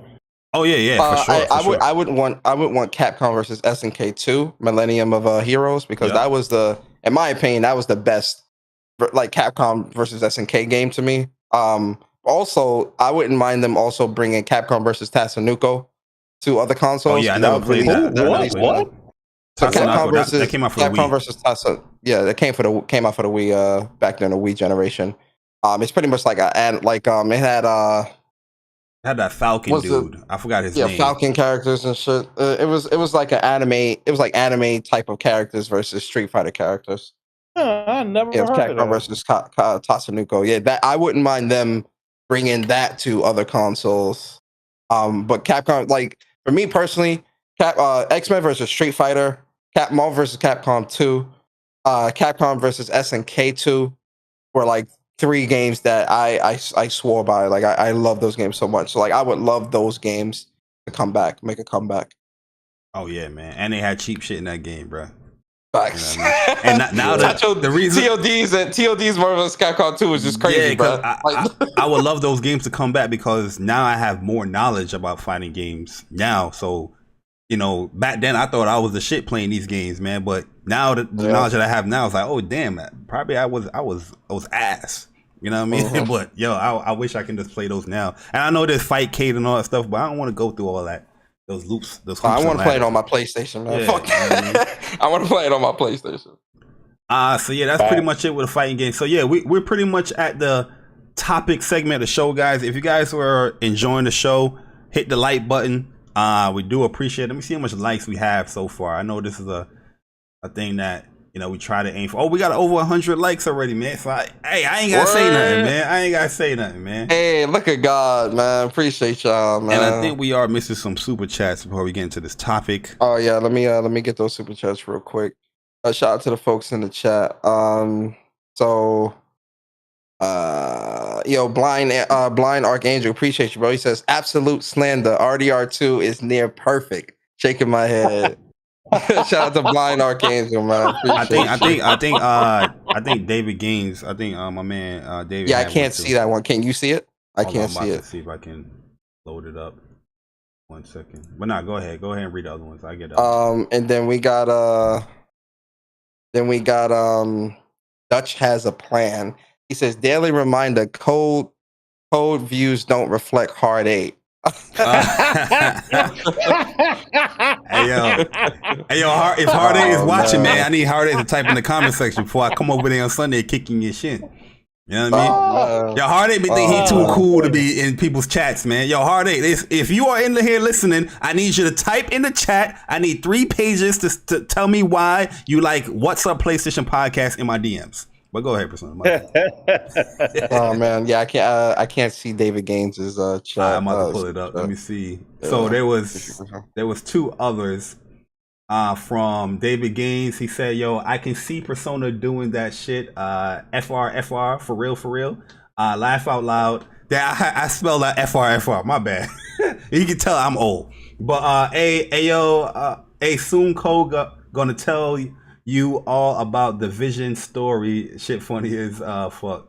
The Division. Oh my god. Yeah, my bad. I will tell y'all that story as soon as y'all finish the super chats. I'll tell it. And then we have my man Andrew Wilkins with the donations. What's a code? People said the same about Bugsnax, and it turned out to be one of the best games last year. Volcano High seemed like it will be good. My bad. The way how I'm reading the super chat, I have to highlight it. And it will pop out. It's not like a typical how to read it. But gotcha. Yeah, I mean, that's the truth, man. Niggas was looking at Bugsnax. They was like, oh, Bugsnax, Then that song came out, and everyone went crazy. Hey, yo, Andrew Wilkins, none of y'all played Bugsnax yet.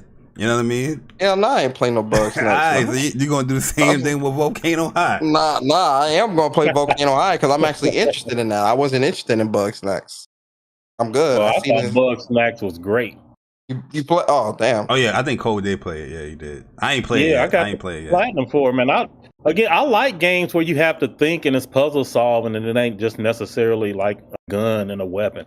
I like the Bugsnax. I like the Bugsnax song. All around the world we go, and it's Bugsnax everywhere. All around the world. Now that I got this SSD. Now we can play some Bugsnax. You downloaded every PS5 game that dropped. Yes, sir. Now we got that. As you should. But let's get into this topic, man. You guys know the deal. If you reach this far with the show, you get these gold trophies, man. So here's the gold trophies out here, guys. Go ahead and take them. Gold trophies. We giving out trophies like Naughty Dog out here and What's Up PlayStation podcast. And the topic, very, very short question, very simple question, something that I'm noticing a lot in the industry. And I want to, pick your brains when it comes to this. Is as does the gaming industry seem not to like difficult games outside of Souls games? So I'm seeing a trend here when it comes to like the Soul genre of game, or just Souls in general, like a Dark Souls, Sekiro or what's the new one? Elden Ring. Everybody's so hype and like, yes, I can't wait. The industry is loving it.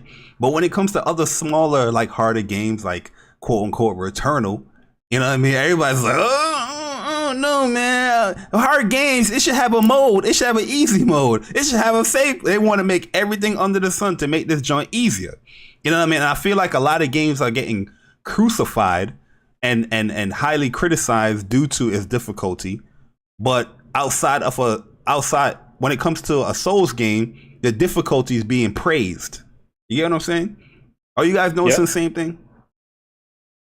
So I do, but with a slight variation. I also see people complaining about the Souls game. And I had found a Twitter thread. Jay, and I meant to send it to you so that you can see all the arguing that went into this Twitter thread about specifically Souls games, and they need to add a difficulty level to them as well. But I got distracted, and then I couldn't find it again, and whatever. But I do certainly know that when it comes to other games, like your point is valid, the Souls games are more accepted than other ones like Returnal and those, like for sure, 100%. Certain people.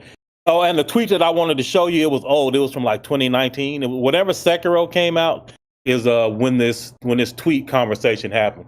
So maybe they have just worn people down by now, but it's certainly more accepted that for the Souls games, From Software, those types of games, people, they wish it did have a difficulty option, but they don't really complain as loudly as they do when it's the other game. I think you 100% right about that, but I also think that's good. I think that another reason why I brought it up too, because not to harping over to the other platforms, but a game like Ascent, you know, reading these reviews and watching some of these videos, a lot of people was criticizing the game due to the difficulty of like how the difficulty spikes can pick up. Like, you know, you be here and then an enemy of like level 20 will pop up and you got to fight your way through that.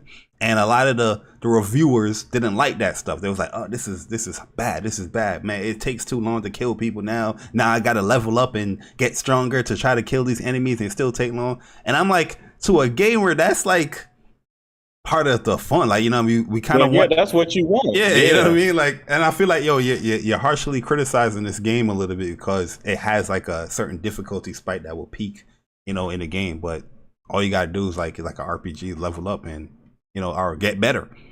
But I don't know. But go ahead. Listen, Persona. This community is so soft when it comes to things. It's crazy, bro. It's so much bias, right? It's so much bias because when Elden Ring got shown, these motherfuckers was on to all this bullshit, right? And I'm sitting there and I'm like, and here's the funny thing, man. I suck at Souls games, and I suck because I'm too impatient. I'm very impatient in Souls games. I get too impatient fighting bosses and stuff like that. So I always mess up to a degree, right? So when it comes to these, you know, like something like Returnal, right, or something like that that's much more difficult, and it requires some type of skill. You see these same people who love Souls games, who love a challenge, who love things that are unforgiving, complaining about something outside of the Souls game. I see it all the time, and I laugh because I'm sitting there and I'm like, but with Souls games, you can have 1 million souls, die and lose all your souls, and then try to get back and die again and lose them permanently. Gone, yep. How is that not the same level? But you people thrive off that. You love that. You can't wait for Elden Ring. And listen, as much as I suck at these Souls-like games, I'm still gonna buy Elden Ring, play it for 5 hours, and put it down and never touch it again. Like I have a problem, but I don't see.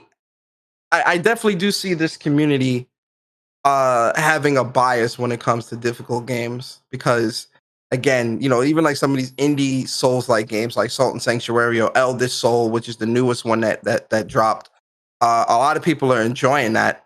And I'm like, these games are just as difficult, and they're very difficult and very unforgiving. So then you have to really sit back and ask yourself, what's the difference between this and something like Returnal? What's the conclusion? I think it's good. I think it's good that people get upset about this stuff. I really do. And so when we first started, gaming was pretty much all about skill. And we have reached a place where now gaming is like one of the top, if not the top forms of entertainment. And when that happens, when more of the world is brought into this community, I think you do have to evolve. And I think it is correct for there to be a desire to make games more approachable to more people. I stand behind that 100%. And difficulty is one of those things. It's not the only thing. That is the one that gets a lot of attention, but I don't think it's the only thing that matters. And again, I'm not saying that each game should have a difficulty level. That's not what I'm saying. I'm trying to be very clear. I'm saying that I think it is good that there is attention on those types of things.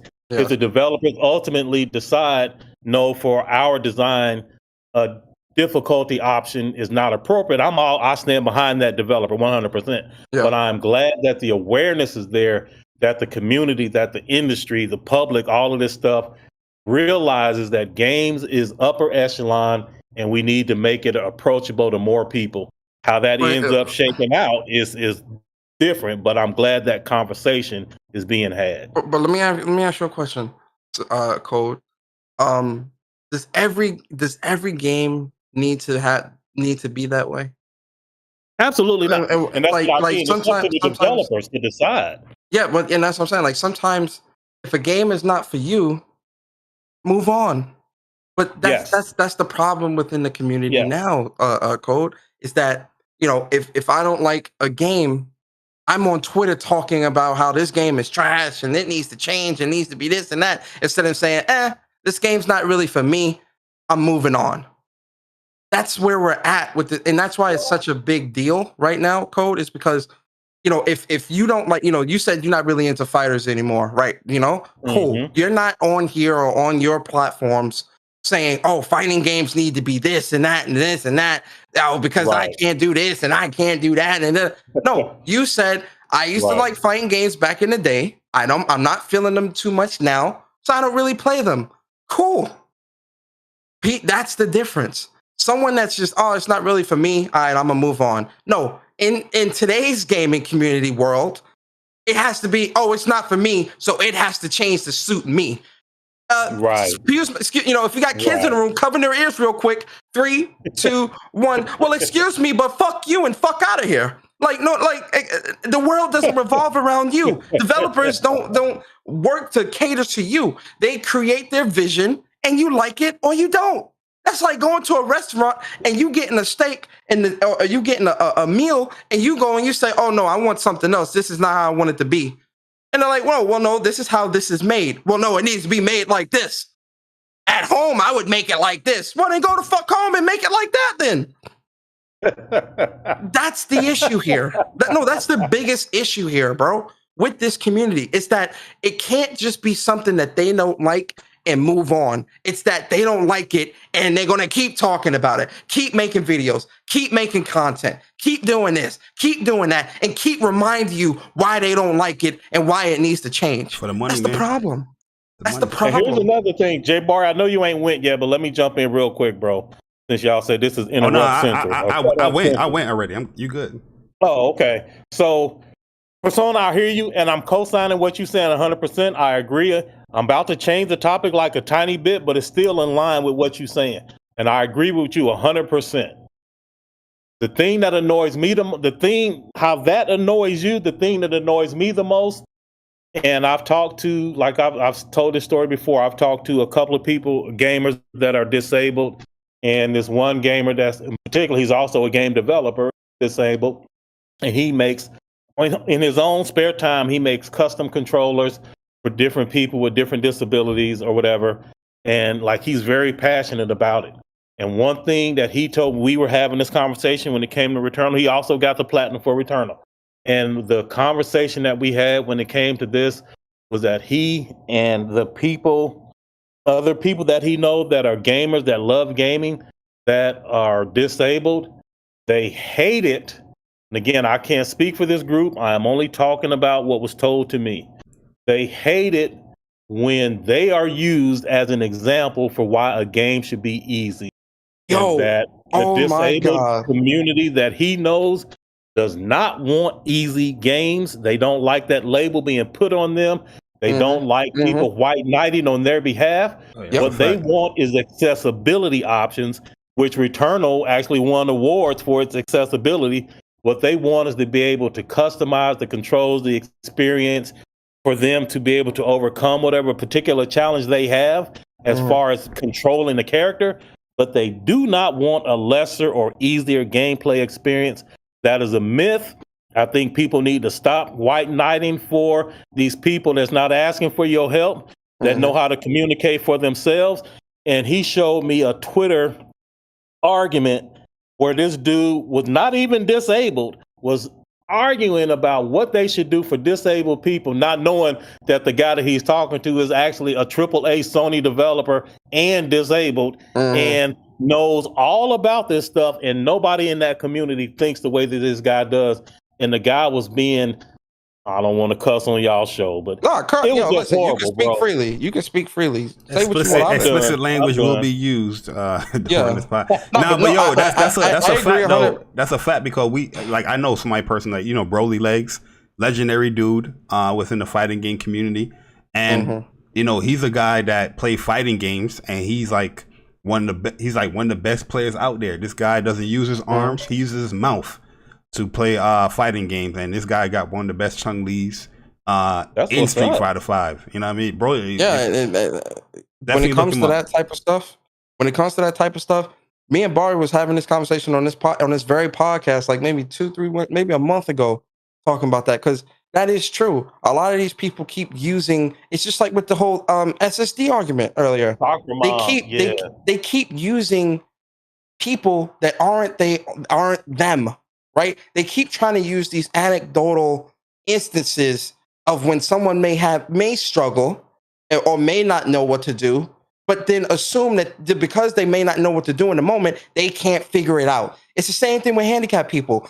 I know for a fact, handicapped people do not like when you treat them less than less than a person or less than a human or whatever the case may be, and try to utilize them. Oh yeah, this is for, you know, they need to make things easy for handicapped people. Excuse the fuck out of me? What?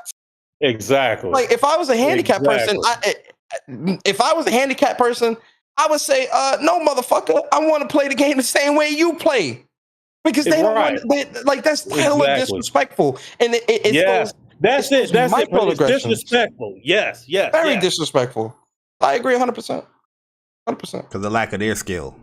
You know what I mean? Yeah. It's the same thing with Last of Us Part 2. You got all these bum ass dudes turning on the see-through and all this, getting the platinum, talking about I had fun. What the fuck? Or talking about the AI was bad.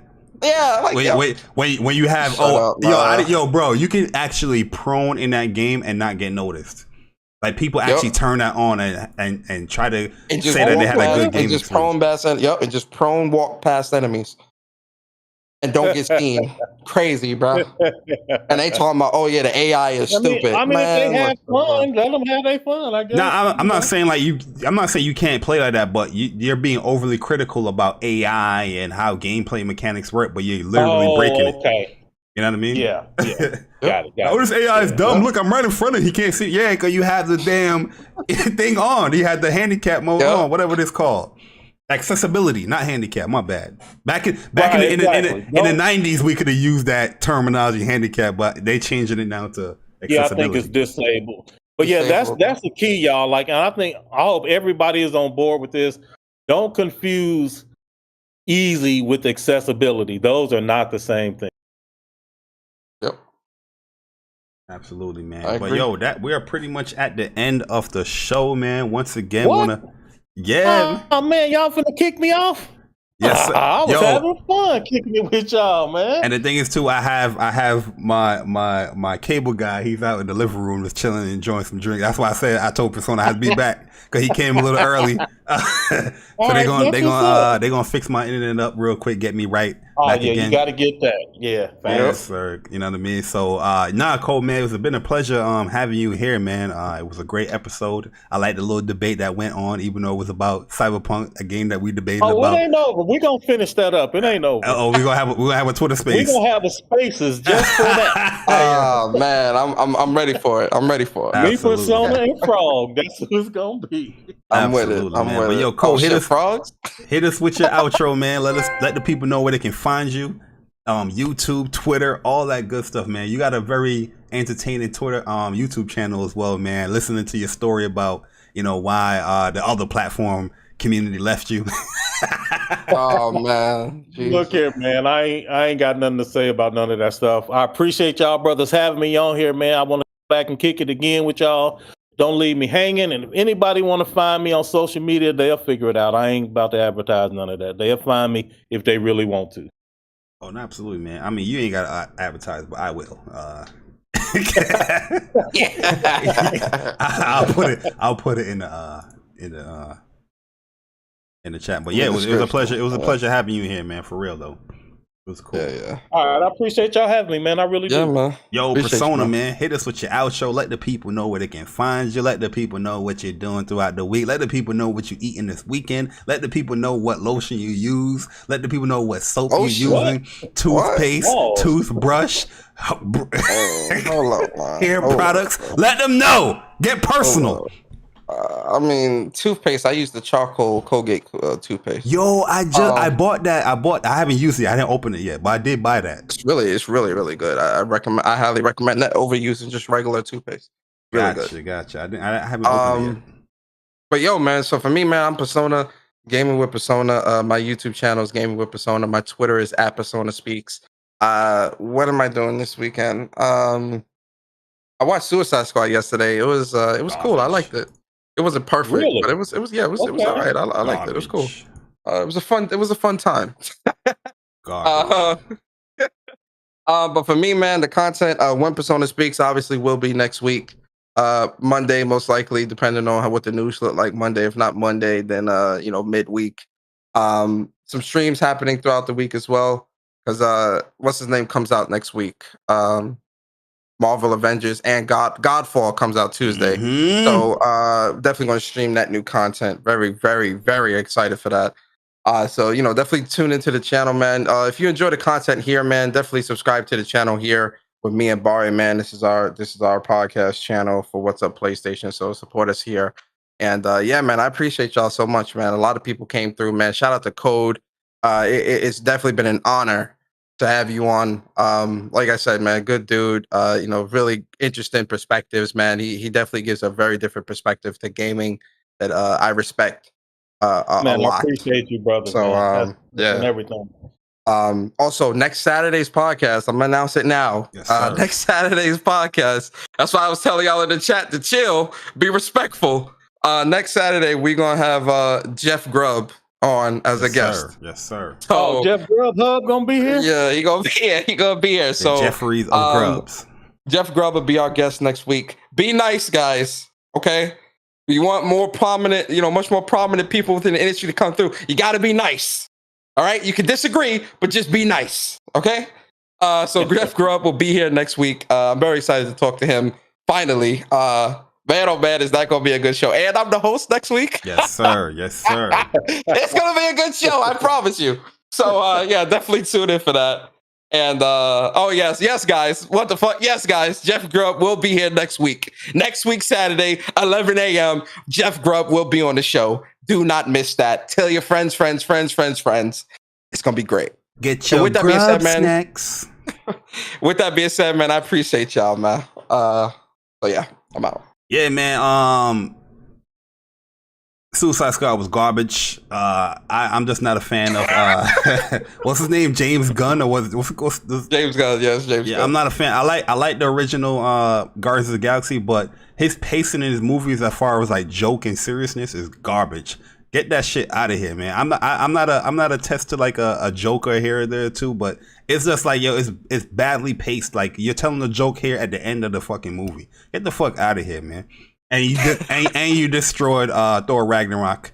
In my opinion, I thought that was the worst. He didn't do just Thor Ragnarok. That was George Watiti. No, he definitely did, man. No, he did not. That was George Watiti. Let me look it up. $20 says it was George Watiti. I pray you're right. I pray you're right. Take that bet. George Watiti.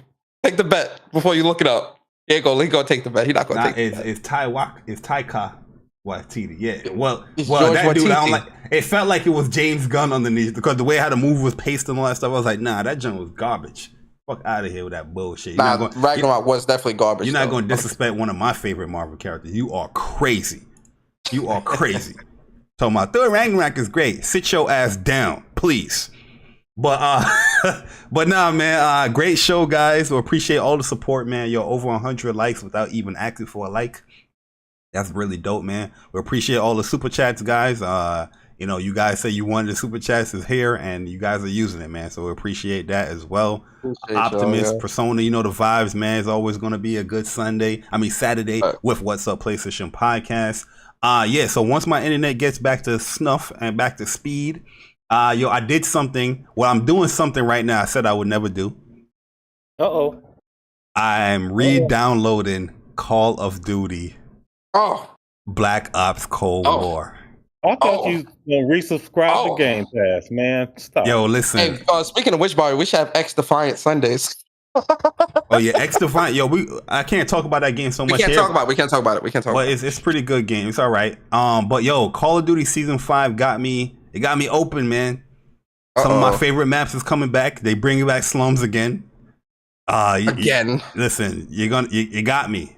You know what I mean? They got drive-through coming through. Remember that old school map? And I think they got Zoo coming back from Black Ops as well, bro.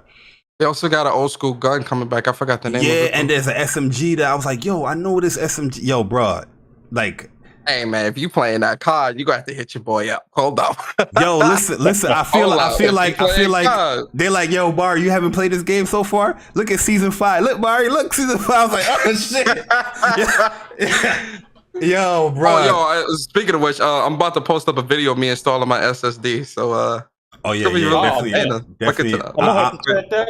I'm looking forward to both of y'all thoughts on the beta and all that stuff, man. So, I got an SSD with a heatsink, so I'm gonna show y'all a super advanced, complicated version. Absolutely, man. I can't wait. I'm gonna have to install the heatsink and the SSD. Oh yeah, shout out to Damon. He said the UMP coming back. I'm gonna want to try that. I ain't gonna lie to you, man. Listen, man. I'm gonna want to try that. Listen, man. Look, if it's garbage, if it's still garbage, I definitely delete it. You know what I mean? But now I got that SSD. You got 3 terabytes now, so it's like you're chilling.